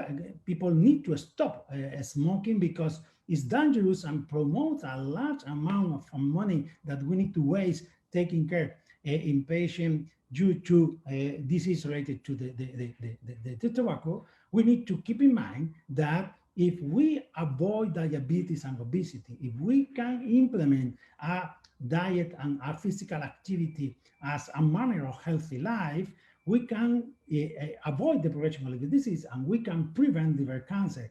But this aspect should be regulated in a law, and perhaps the European Union is the best scenario to address that, because this is a major outbreak, it's a major health problem. I think in these times of pandemic, this is the second one pandemic that we need to address. For sure, we need to reach an early diagnosis of MAFLD to prevent, improve our preparedness to manage MAFLD. We need to stratify patients according the ACC risk, for sure, to promote an early intervention, perhaps repurposing drugs that we are using in clinical practice. We are very confident with them. We know how they are working. We can try to demonstrate, perhaps in a European clinical trial, showing specifically which is the impact of using this type of drugs. And finally, we need to screen liver cancer all time, mainly in patients at high risk, to implement an early treatment that could modify completely the risk of progression. In summary, MAFLD is a risk factor for the development of different types of solid cancer, mainly gastrointestinal cancer, but also breast and prostate cancer. The incidence of hepatocellular carcinoma is rising due to the increased prevalence of metabolic risk factor, mainly diabetes and obesity. And we need to implement, for sure, in patients with advanced fibrosis, a screening program, very, very strict, using all the biomarkers that suggest Bruno Sangro in the first talk, but also in patients without cirrhosis, the risk is under 1.5 per year, perhaps is not cost effective. And in this group, we need to develop enriched clinical trials in which we are addressing just patients as high risk to demonstrate if a screening program, they are cost effective. Cholangiocarcinoma should be also keep in mind when managing this patient. And for sure, I invite all of you to join us to fight to promote the implementation of lifestyle change to more healthy and Mediterranean diet and physical activity to be included as a political action against this pandemic. And finally, repurposing these drugs is another tool that we have in our hands that we can implement in our daily clinical practice when we have the final evidence to do that. Just to thank all my team, the Digestive Disease Unit and the Cell Liver Group in Institute of Biomedicine of Seville, and thanks to Jesus Bañales from Biodonostia and Yolanda Sanchez for helping me with this slide preparation. Thank you very much. Thank you very much, Professor Romero Gomez, for very interesting talk and very interesting issues. We do agree we need to do something physically, especially now when we are all under our computers. And do not forget to stretch yourself. And thank you very much for all the issues that you raised. In regards of our program, I have several questions here. Could we have a small break? So we will have a small 5 minutes break just to grab something to drink or went to the toilet, and in 5 minutes we'll be back. So thank you very much.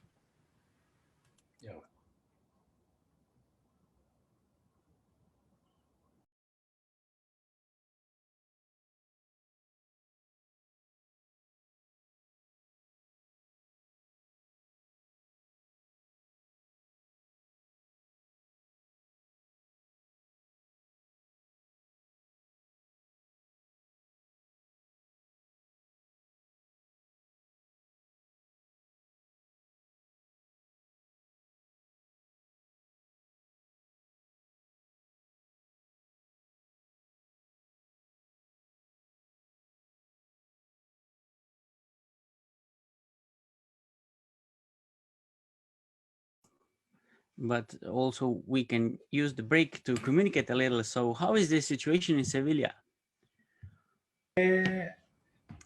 We are starting going down, but we are on the top of the third wave.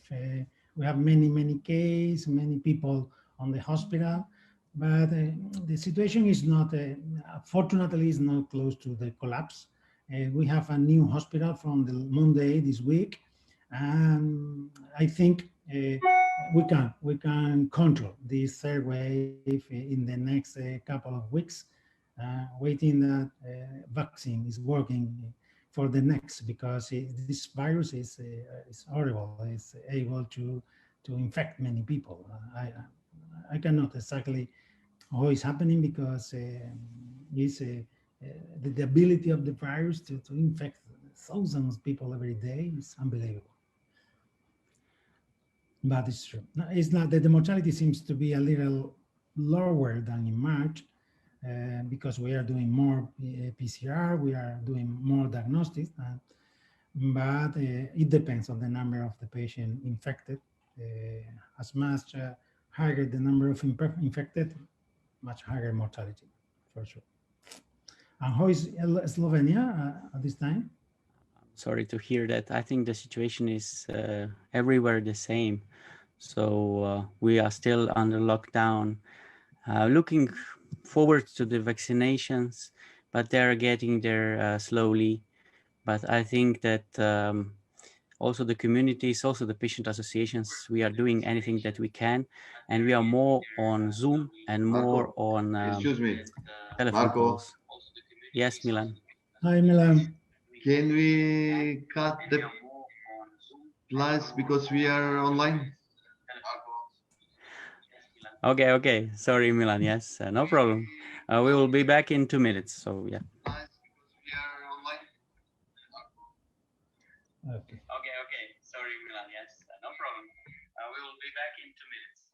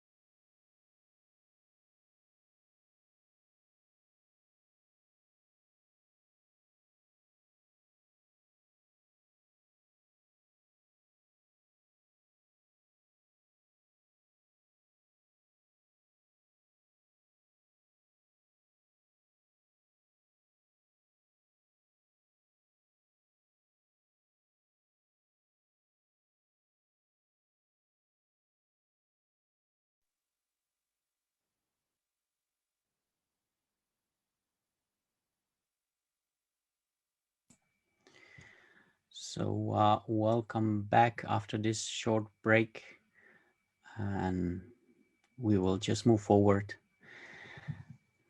So the second part is called the patient views and experience, and also we have some very distinguished and important speakers, and we will start our second part. So I will slowly give chair to Dr. Teresa Casanovas, and she will lead this second part. So Teresa, the floor is yours.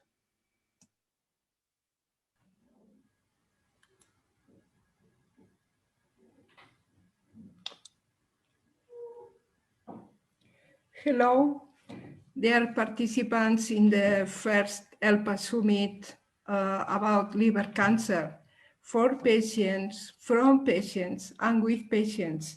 Now, we would like to share our associations with their experiences.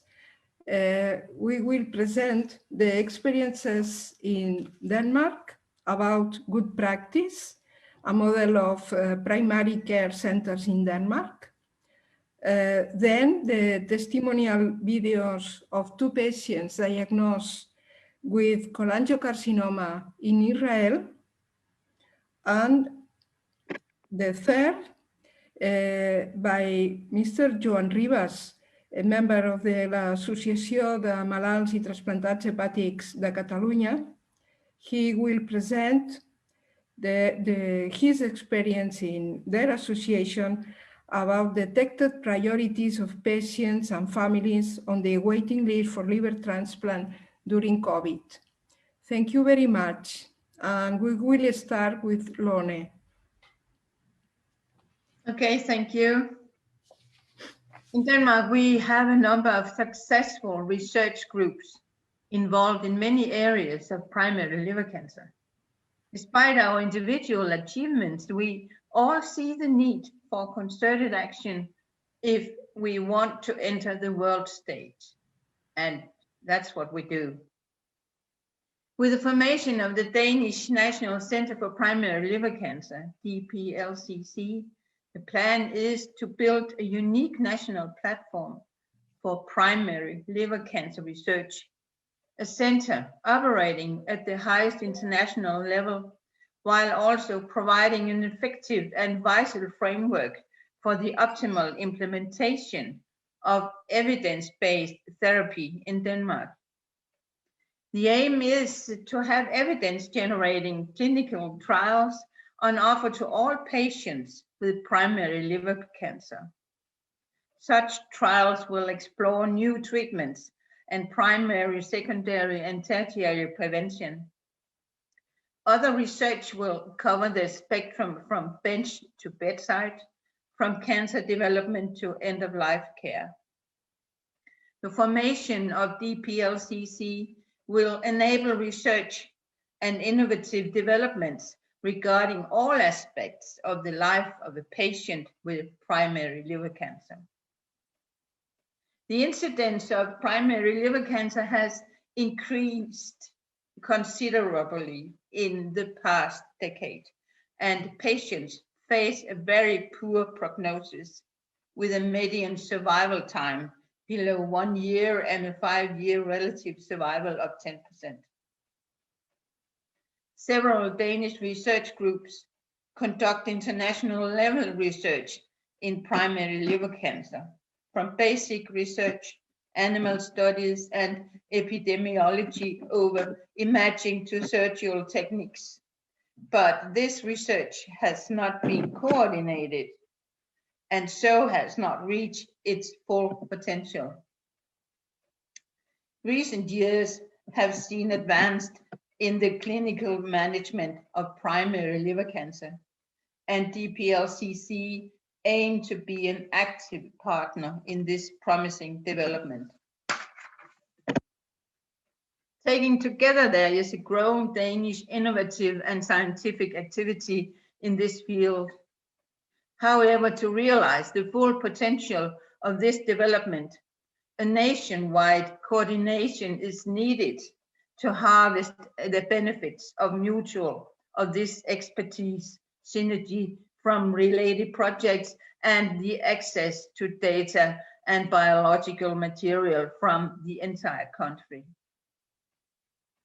The ultimate goal is to improve the quantity and quality of life for patients with primary liver cancer. It will be done by following these aims: better understanding and long-term prognosis for survivors. Thankfully, more and more patients survive primary liver cancer, but their long-term prognosis is essentially unknown. Owing to Danish healthcare and labor market registries, we have a unique opportunity to describe patients' prognosis in detail. DPLCC will study the socioeconomic outcomes of primary liver cancer and the quality of life. Improved imaging evaluation with novel and better imaging methods, it is possible to offer more accurate staging to our patients with primary liver cancer and better follow-up of treatment effects. It needs more sensitive imaging to avoid not necessary treatment, and we need more specific imaging to avoid unnecessary biopsies and unnecessary concern. DPLCC will explore and expand current developments in CT, MR, and PET techniques.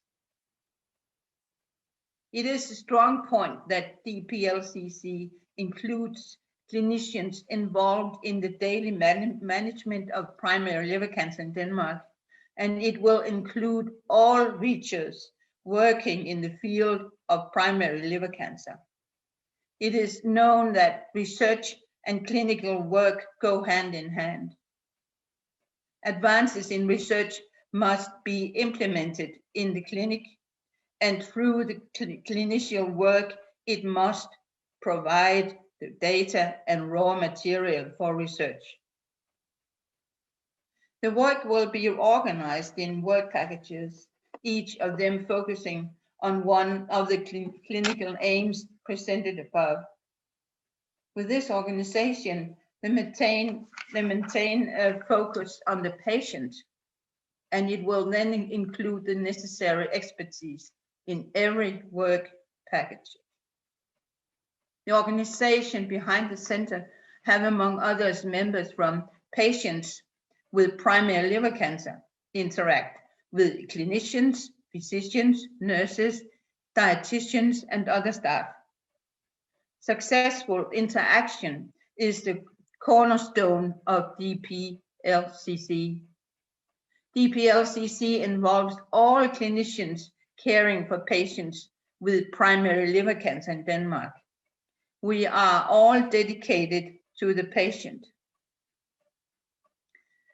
Patient representatives from my association, Liverforeningen Denmark, will play a crucial role in defining our research questions.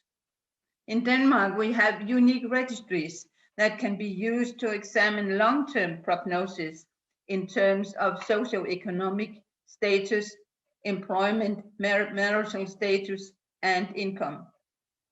We also have detailed data on healthcare utilization. We will study patients' quality of life after successful treatment and also in the palliative setting. These studies will include qualitative and quantitative research and be designed with help from patient representatives and consist of a series of interviews conducted by trained nurses. Key issues regarding liver surgery are many, and DPLCC will explore basic and experimental research within the field of liver regeneration after surgery for primary liver cancer.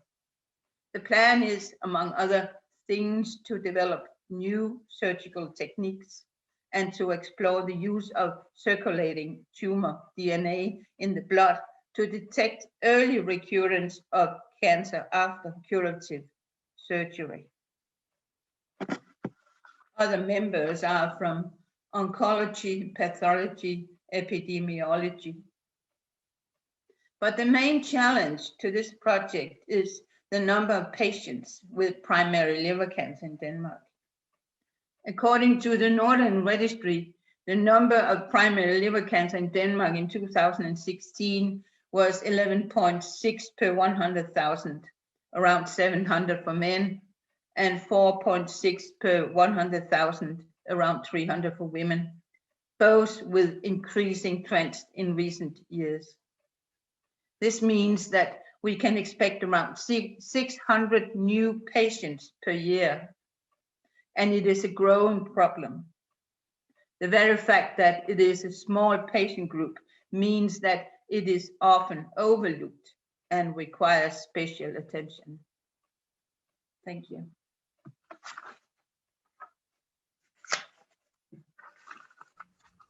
Thank you, Lone, for your presentation. Now, please, Cindy from Israel. Beatrice.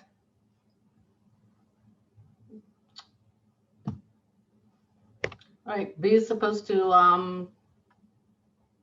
start sharing for me. Yes, Cindy, give me 1 second because I closed your presentation, but I have it, of course. Thank you.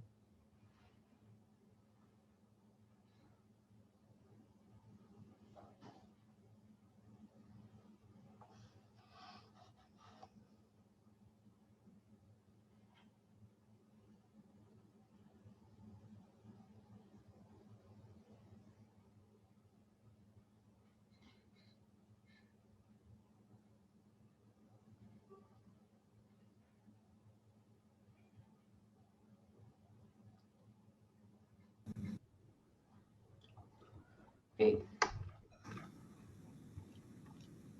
Good morning, everybody. Thank you for having me here today. In my presentation today, I'd like to show you from a patient's point of view and as a patient's advocate, why there is a need for better markers in order to get an earlier diagnosis for cholangiocarcinoma. In Israel, we have excellent medical professionals and we have an excellent system here, but patients are not transplanted here in Israel when they have cholangiocarcinoma. They're sent to the United States following the Mayo Protocol. I'll speak about some of the cases that had different outcomes. Next, please. The first one I'd like to speak about is a young boy. He was 16 approximately when I started helping him and his parents through his journey with primary sclerosing cholangitis. At a point in time, he was having more and more problems and was diagnosed with cholangiocarcinoma. It was thought that he could be sent to the Mayo Clinic for treatment and transplant, but then after the top experts checked his files and saw his exact results from his tests and everything, they knew that it was already stage 4 cholangiocarcinoma. It was a very difficult journey for me and for him, with a lot of lasting memories. And if we could have had, I don't think they've seen many patients here in Israel as children with cholangiocarcinoma.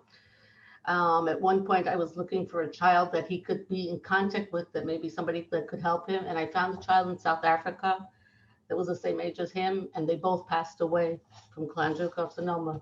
Naeem passed away at the age of 19. Next, please. The second one is also not a good outcome. Ronnie was sent to the Mayo Clinic for treatment. It was believed that it wasn't stage 4. When he was diagnosed with cholangiocarcinoma, he arrived at the Mayo Clinic in Mayo, Rochester, and after some time being there and having tests, they realized it was stage 4. He was sent home from Minnesota, and he passed away 2 weeks after he returned home. I'd like to show you what his wife had to say about it today. It's not a great video maybe, but it shows exactly what I'm saying. We have to have a better way to find it faster.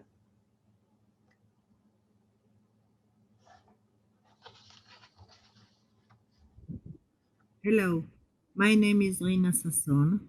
I want to talk with you to tell you about my husband, my dear husband. His name was Ronnie. He died 3 years ago at September. He was 61 years old. My husband died from PSC and had cholangiocarcinoma level 4 when he died. The cancer didn't found at first. It was too late. He suffered from the PSC. He was very, very weak. Before we went to Mayo Clinic in Minnesota from Israel to try to get a new liver, it takes only 2 months when he was already sick.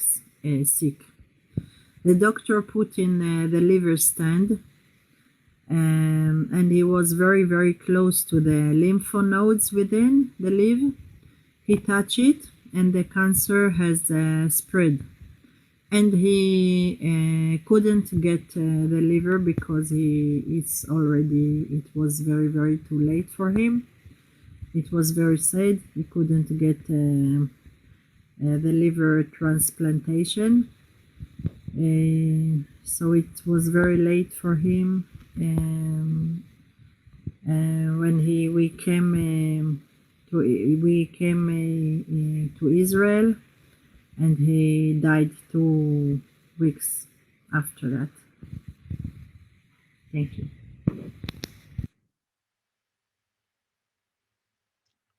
Next, please. Now, this is a better story with a better outcome, I must say.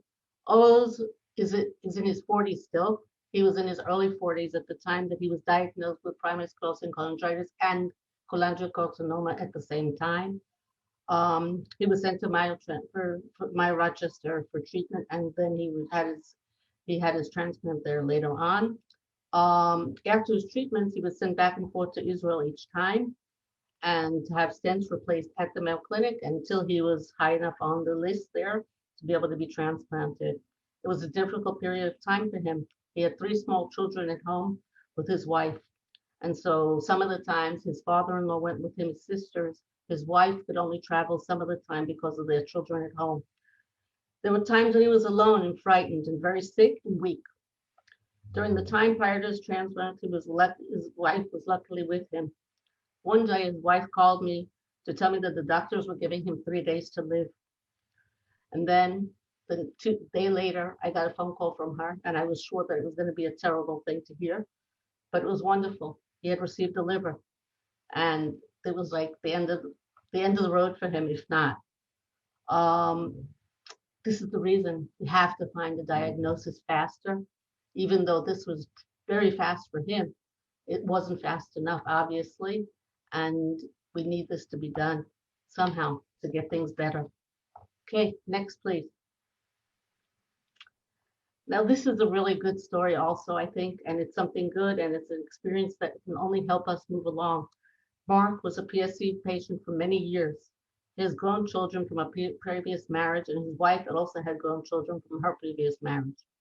After being diagnosed with cholangiocarcinoma, he was sent to the Mayo Clinic for treatment and transplant.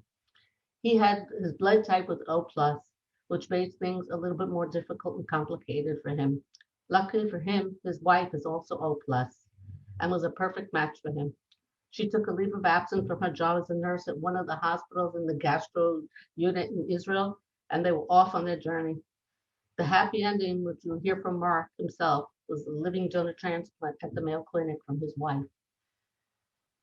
Could you please put it on B, this testimony? B? No. Next one. Sorry, I will found it.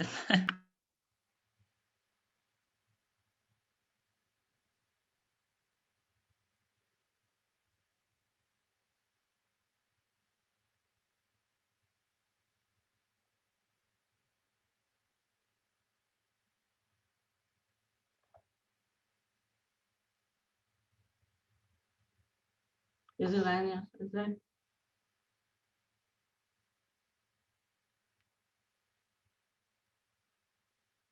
Sorry.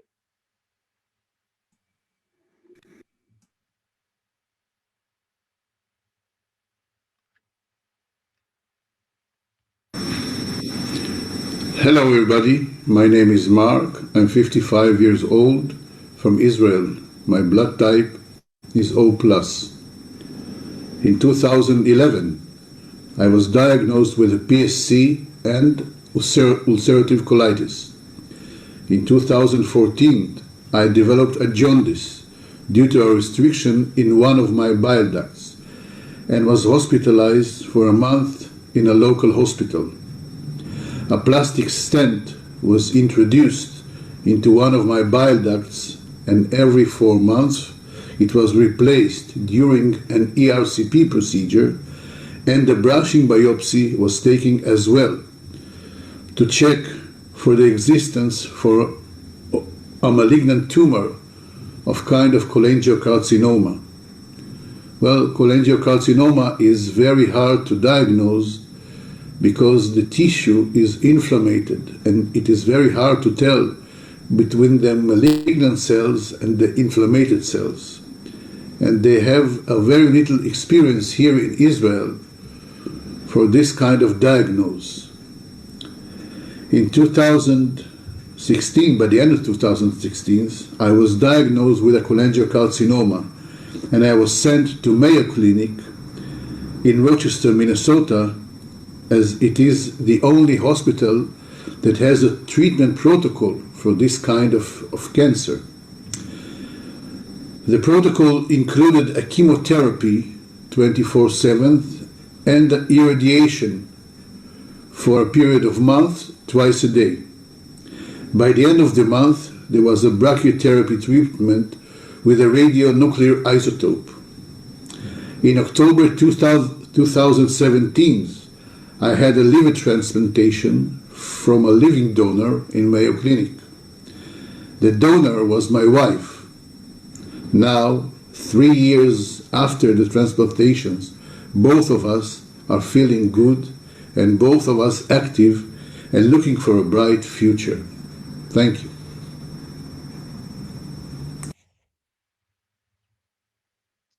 Please. One more. Okay. Many times as a patient advocate, patient's journeys are not easy to follow, but this is what we do. We learn through the years how to help our patients, even when there's no hope, as you've seen. The success stories are those that keep us going. We have to find better markers that will enable us to get earlier diagnosis and help save lives. And there is hope, and we will do it. Thank you all for having me today, and I'm hoping this gives you some insight of what we go through. Thank you.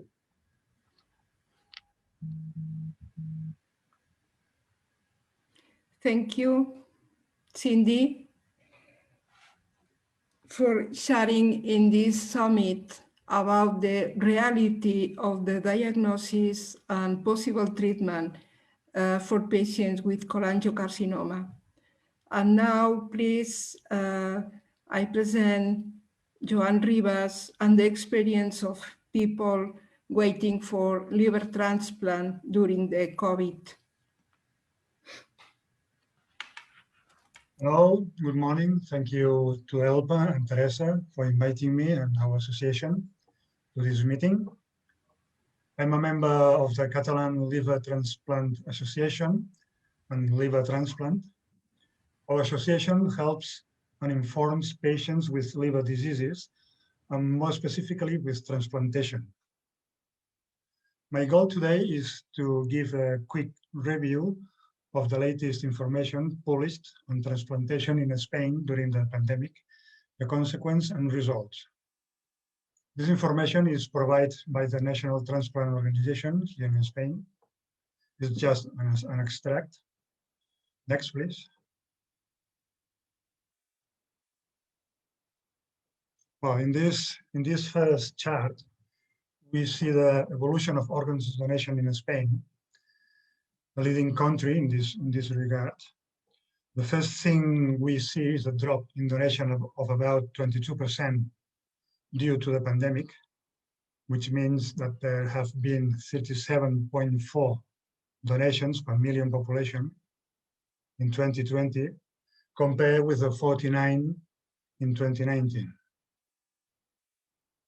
Today, we know that it was 22%, But at that moment, in March, when everything stopped, it was a worrying situation because nobody knew how long it could last. Now we can see just was 22%. Next, please. Here we see the comparison with other countries in 2019. We see that Spain continues to lead despite the pandemic. We don't have any information yet for the rest of the countries,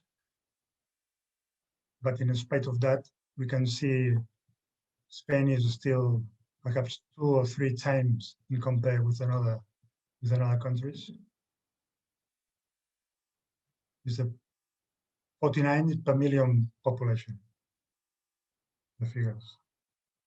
Next, please. Well, we have seen the donations. We are going to see the transplants. If we have fewer donations, of course, we have fewer transplants. In this case, it represents a drop of 18% in 2020. When everything was stopped, the first concern was what will happen with the transplants and the waiting lists, because nobody had information. We were in contact with the main hospitals, which were passing us a little information to inform our patients to stay positive. It was a horrible moment due to the disinformation in this time and the state of confusion in general. Any drop is a worrying situation, but in our opinion, the numbers were bad in this moment, but they could have been much even worse if it wasn't for the efforts of the public health service in Spain. Above, we see the different types of transplants: the renal, hepatic, cardiac, pulmonary, and pancreatic, with different colors. Next. Here we can see the comparison between donation and transplantation. The top graph, we see the different types of donations: living donor in yellow and deceased donor in blue between 2019 and 2020. On the lower graph, the transplant activity between 2019 and 2020. As we can see in the blue line, the most dramatic drop was at the beginning of the pandemic between March and May, and has since recovered.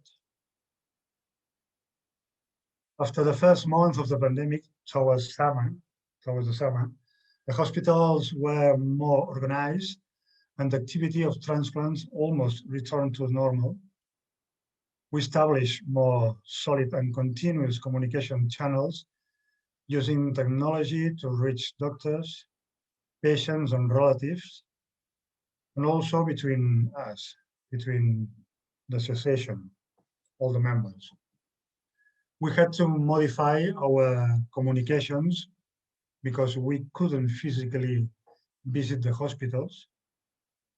As an association, we spoke directly with the main liver specialists to clarify the situation about the future of transplants. Next.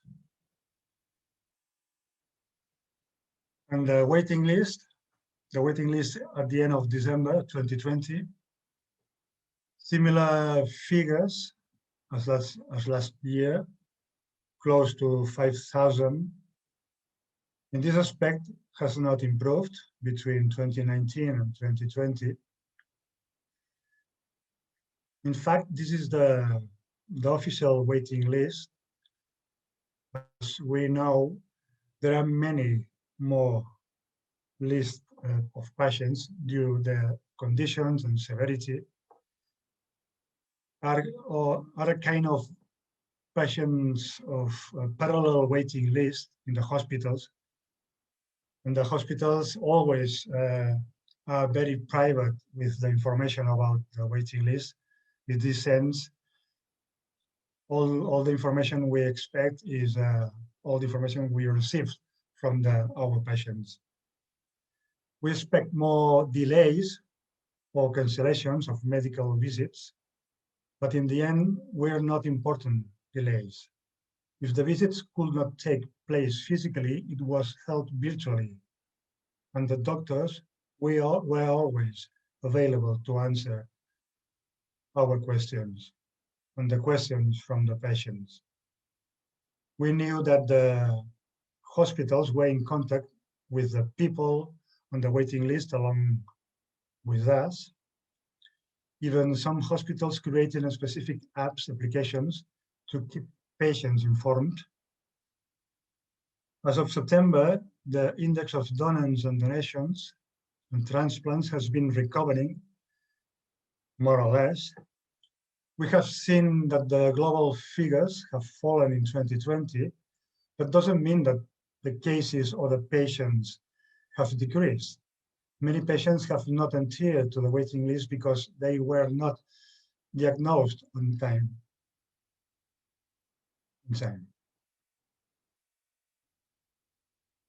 Well, we know many people did not go to the hospitals because they were afraid about the situation. Well, the conclusions are similar. Our conclusions are similar to those comments by Mr. Marco and Professor Romero. It's more or less similar. At the end, better contact with the hospitals using telematic tools and apps and applications, keep in touch over time with the patients. Hospitals have to offer different or new solutions over the time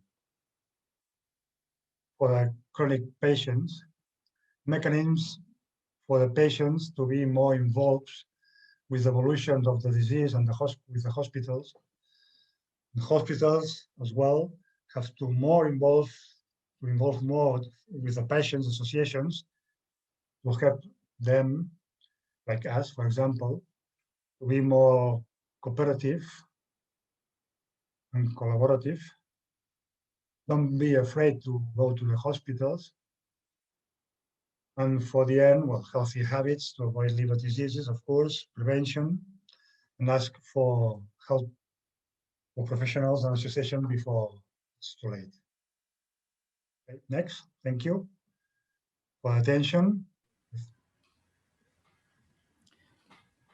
Thank you, Joan. Thank you very much. It's important to share information about liver transplant during COVID and how we can manage this situation, because patients on the waiting list, they are waiting, they are anxious, waiting for the new liver. Thank you very much. Thank you to you.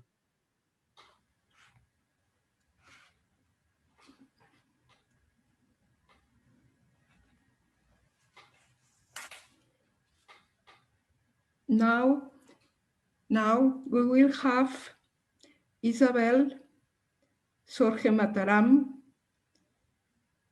is responsible for the International Agency for Research on Cancer. I think the importance here in this presentation is to know more about cancer registries. Please, Isabel.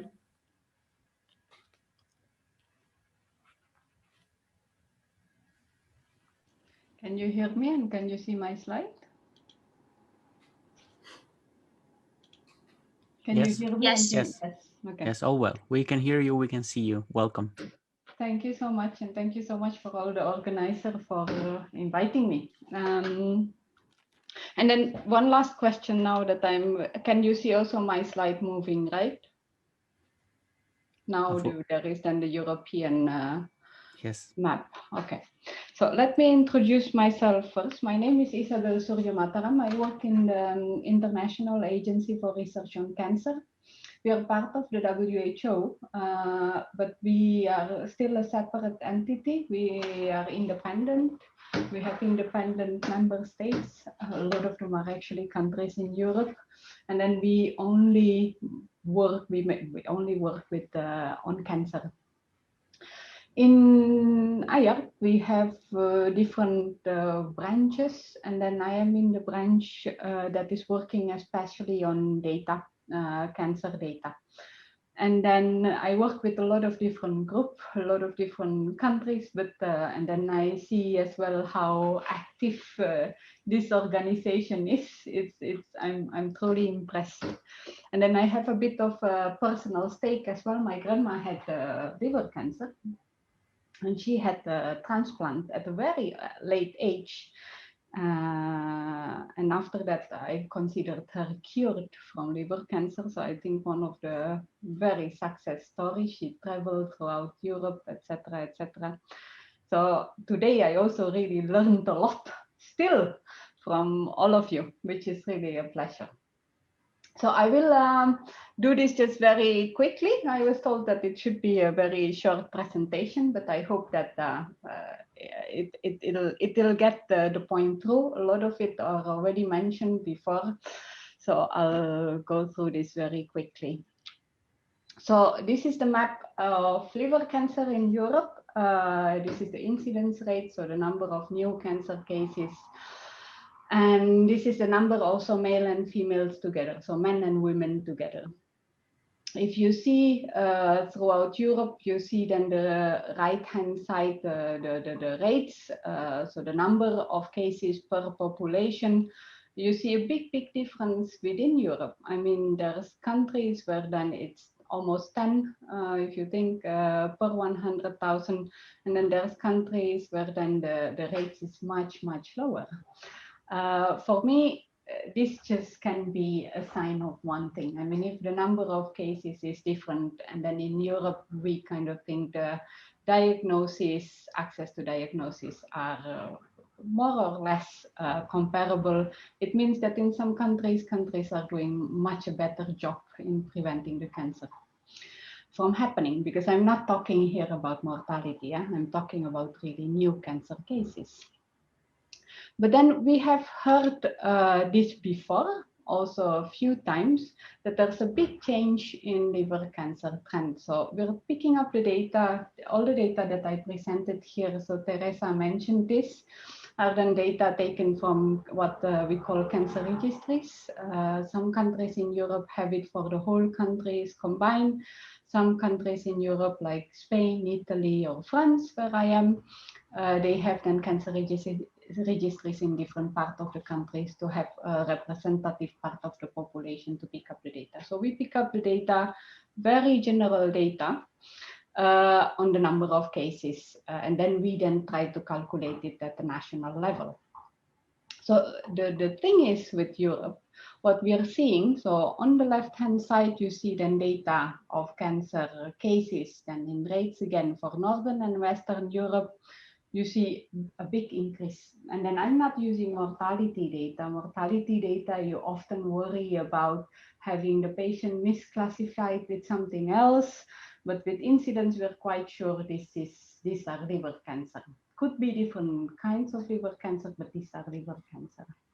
And then in a lot of these countries, we're seeing really big increase. Liver cancer is increasing. While then in some other countries where liver cancer have been really high, just mentioning China, liver cancer has been decreasing. So it's worrisome to see this in Europe.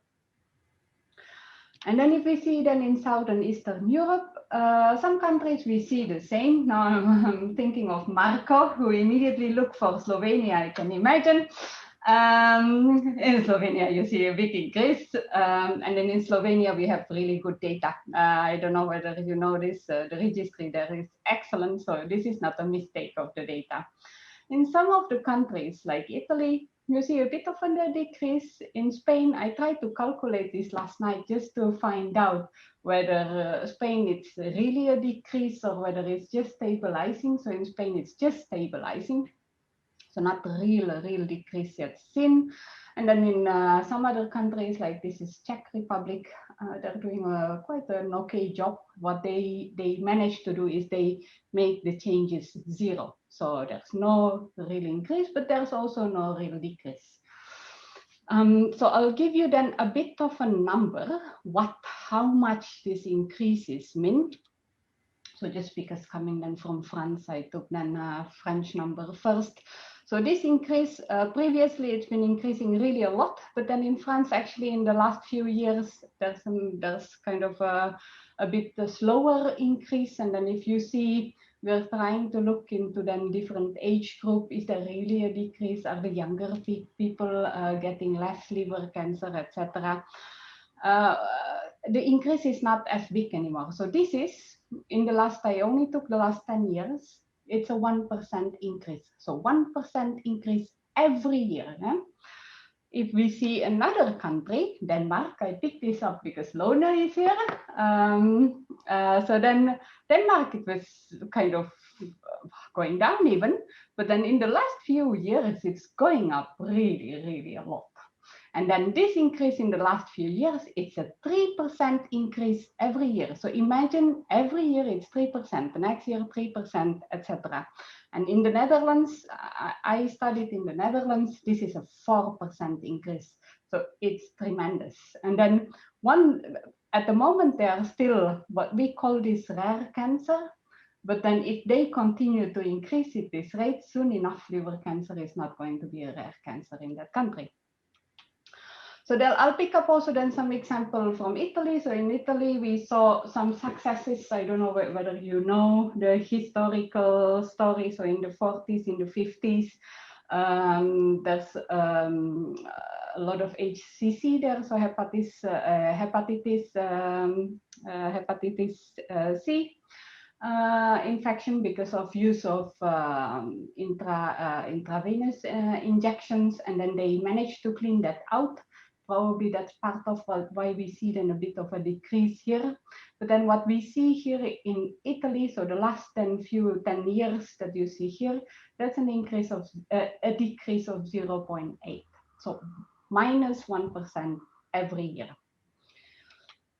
So then I want just to, and then in Spain we saw zero. I was thinking that there's a lot of people who are interested in this. So the last few years in Spain, this is zero. So they managed to keep it at zero increase.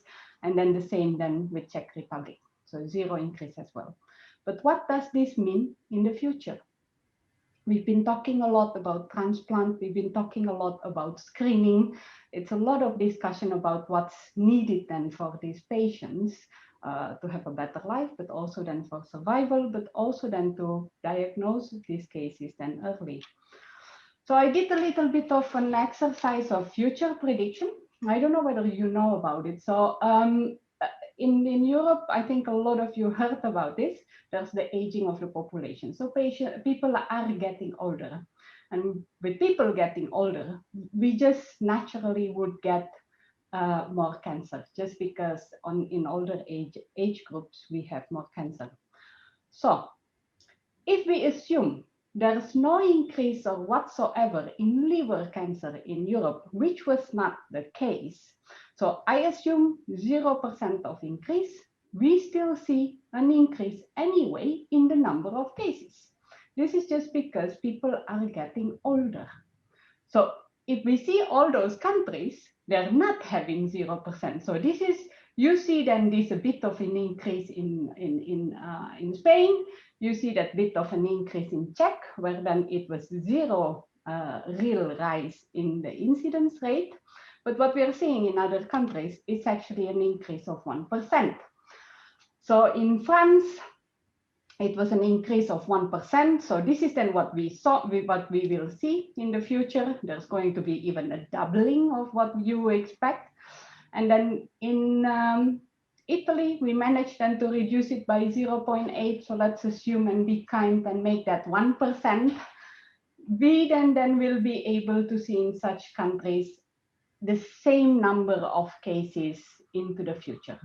So only if countries manage to make it -1% every year, we'll see the same cases.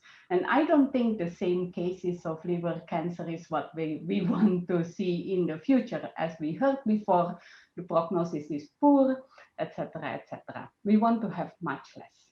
And what do we need to do much less? We need then to have at least -2%. So this is then, I think, what we saw then in Denmark. We're seeing more like a 3%. So I'll put it then the 3%. If you're seeing Denmark, if you're seeing the Netherlands, my own country of medical time, student time, we're going to see much, much more liver cancer cases. So that's my only point to make today. And I hope that point is clear enough. I think that there's a lot of movement in this group, especially towards thinking of reducing the number of cases, in addition, of course, then to treat and manage and early detect the cases. But we are seeing a big difference in liver cancer in Europe. And again, this only means that in some countries we manage to reduce it. It means in other countries, I can't see why can't we do the same. We saw also a lot of declining in incidence rate in many countries. And then this, we don't even see it in Europe. We see it in countries where we think the resources is that much less than what we have in Europe today. And then in Europe, what we see actually, and majority, either then the rates are stable. We see that in a few countries, but in a lot of European countries, we're seeing an increasing in the number in the rates, meaning we're going to see increasing in number of cases in the future. Meaning also we're going to see more death unless we do something about it.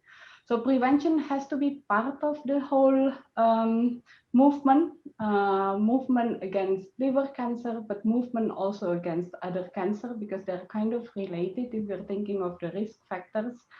And then the other thing that while we're talking with patients, with a lot of powerful people here, I think this kind of data is very important. It really increased then the awareness in people. Look, we can do something. Look where we are going to go to if we don't do anything. And then I think this can be a really important source to raise that awareness, but also then to really make a difference in reducing the burden, making then the life of people overall better. So thank you so much. Just again then to the organizer, thank you for inviting me. Of course then to the patients, they have a really important role, cancer registries, and then Jerome, who is then helping me with a lot of the graphic here. If you want to see more data, I think a lot of you have been using this. It's available then online. Many thanks. Thank you. Thank you, Isabel. Very clear presentation. And thank you for your work, because we need good data in order to have good programs, especially for future years, to have a very good planification in all these fields, prevention, etc. Thank you very much. So Teresa, I'm so sorry. We had a small question from WHO that was specifically for this presentation, and I was just, if you can give a very short answer, Isabel. It was a question about the HCC rates outside of Europe, and is there any trend of lowering the incidence of HCC because of hepatitis B immunization programs? Thanks. So we have that data. So the data that we receive, we try to separate them but as you mentioned it as well, liver cancer is not one single disease, it's an entity of different diseases. So what I presented here is all liver cancer combined, because a lot of countries don't have good information on this. We're trying to improve it, but it's a process. So looking for countries where then we can separate then the incidence or the new cases of HCC and cholangiocarcinomas, intrahepatic or extrahepatic, we see similar thing happening. So increasing HCC also in Europe, but decreasing HCC in a lot of countries, just thinking of, for example, China, who has a lot of viral hepatitis, etc. And then I think you probably know about Egypt as well.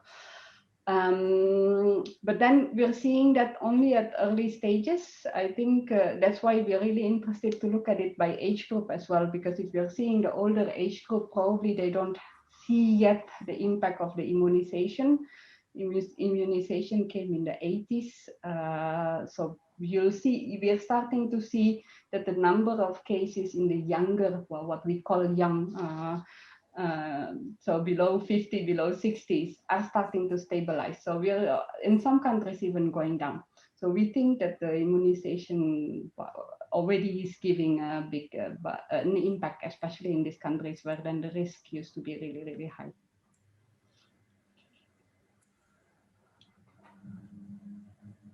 I follow the program, and that is the turn to present Dr. Nicole Sergey in the issue about the elimination of viral hepatitis and the importance in the prevention of liver cancer. Thank you. Thanks very much for the opportunity to speak. First, congratulations for the session. It's really excellent. I also learned a lot from the liver cancer side. So my key messages here are to take the problem of liver cancer from the angle of viral hepatitis. During the first European Liver Cancer Patient Summit, we've seen the importance of multidisciplinary collaboration and putting the patient in the center, and we discussed this a lot today. The principle of universal health coverage are based on this patient-centered approach, and we understand better now the benefits of moving away from the disease-specific program and working in silos. It's excellent today to put together the experts on liver cancer and NCDs, and also experts on infectious diseases. Relatively recently, the scientific community has started to better understand chronic hepatitis B and chronic hepatitis C infection as the main cause of primary liver cancer. Globally, it's been estimated that over 60% of the HCC is caused by hepatitis B or C, although this proportion may be different in different countries.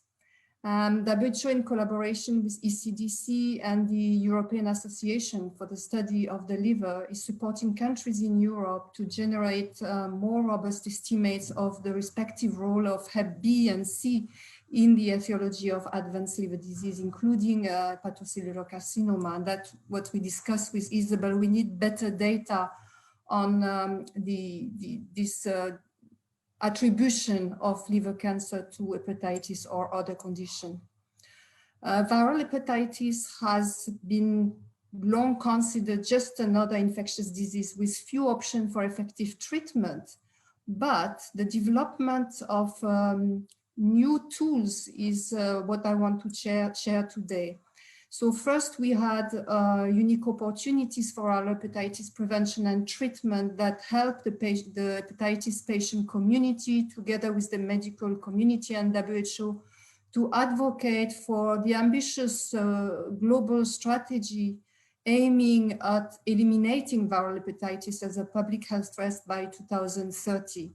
And this elimination goal includes a significant decrease in mortality attributable to viral hepatitis. And this mortality is associated with liver disease and liver cancer.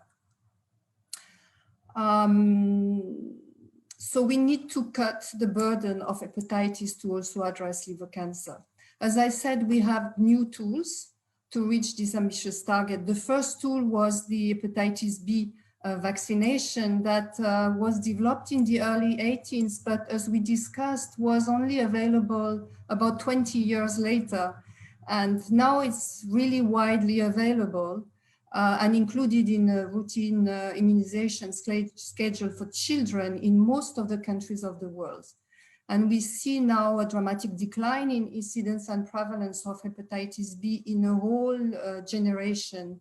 And in some countries, there is already an evidence of substantial reduction of HCC due to this large hepatitis B vaccination program. But of course, as we discussed, the effect comes many years after the introduction of the vaccine. Another very, very important new tool that we have for hepatitis is treatment. We have for hepatitis C treatment with direct acting antivirals that cures more than 95% of patients. And we treat at a very, when we detect chronic infection, so we don't need to wait for the patient to be sick to treat. After a minimum of 12 weeks course, we can get cured from viral hepatitis. This is why we have this now global, very ambitious strategy to eliminate viral hepatitis, because we have those tools. We also have treatment to address viral hepatitis, not to cure, but to maintain people in virologically suppressed and to try to avoid having consequences on the liver and liver cancer particularly. So we can really address, prevent a large part of liver cancer through diagnosis and treatment of hepatitis, in particular hepatitis C. But today we have only about 30% of the people with hepatitis infection who are detected even in the EU. So we have a long way to go to make the change, and it will take many years to see the effect on the reduction in liver cancer. Even after eliminating the virus and curing hepatitis C infection, some patients need to be regularly monitored for hepatitis, for HCC. Thus, again, we want to stress the importance of patient-centered approach. We need to treat patients not just disease or infection. We need to treat the patient as a whole with comorbidities and specific needs. Concerted efforts and collaboration between NCD experts and communicable disease experts is needed to address liver cancer and cirrhosis. So WHO is committed to continue providing advice and supporting countries in close collaboration with the global and regional partners, including civil society and liver patient groups. This is extremely important. Today we had really a good example of this collaboration. My final point is about awareness raising. It's very important because you see that many people with viral hepatitis do not know their status. And every year on the World Hepatitis Day, this is on 20th of July, we raised awareness about viral hepatitis. And in these messages, we also raise awareness about liver cancer and the fact that viral hepatitis prevention and treatment can avoid a very significant number of liver disease and liver cancer. So this is important maybe to work together on the messages for these awareness raising initiatives. Thank you for inviting WHO to participate in this very important event, and we look forward to working further together for better health in Europe. Thank you very much. Thank you. Thank you, Nicole, for your presentation about the elimination of viral hepatitis, and also for your clear messages saying that viral hepatitis is not only an infectious disease, and we need to work together. Thank you very much.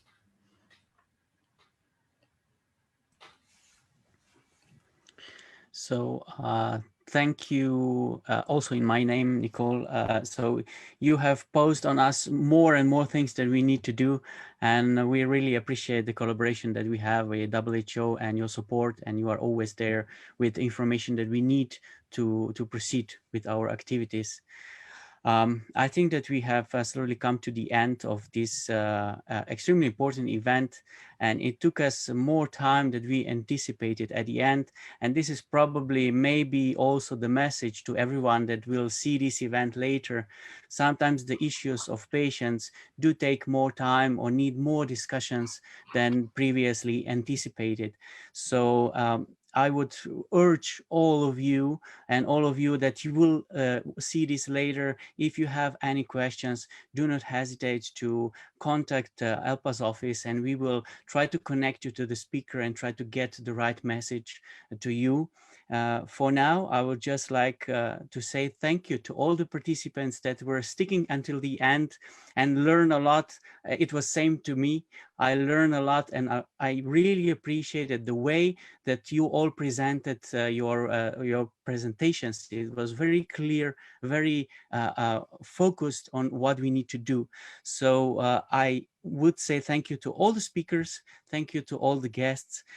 This event would not be possible without extreme work also from Dr. Teresa Casanovas, Milan Miškovici, who was doing a lot of things regarding the communication, our office, Veronika Šetičkova, Beatrice Credi, and also the presentations that were done by our patients, Lone McLoft and Cindy Weinbaum. So thank you very much all, and all for you, and we wish you all the best for this World Cancer Day.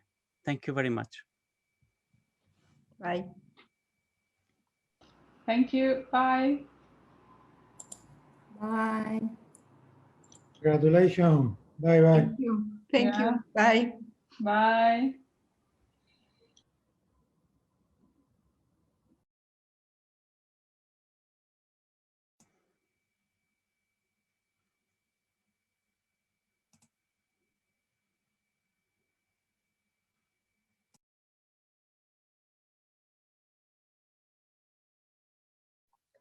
Milan, it is you who should end the meeting.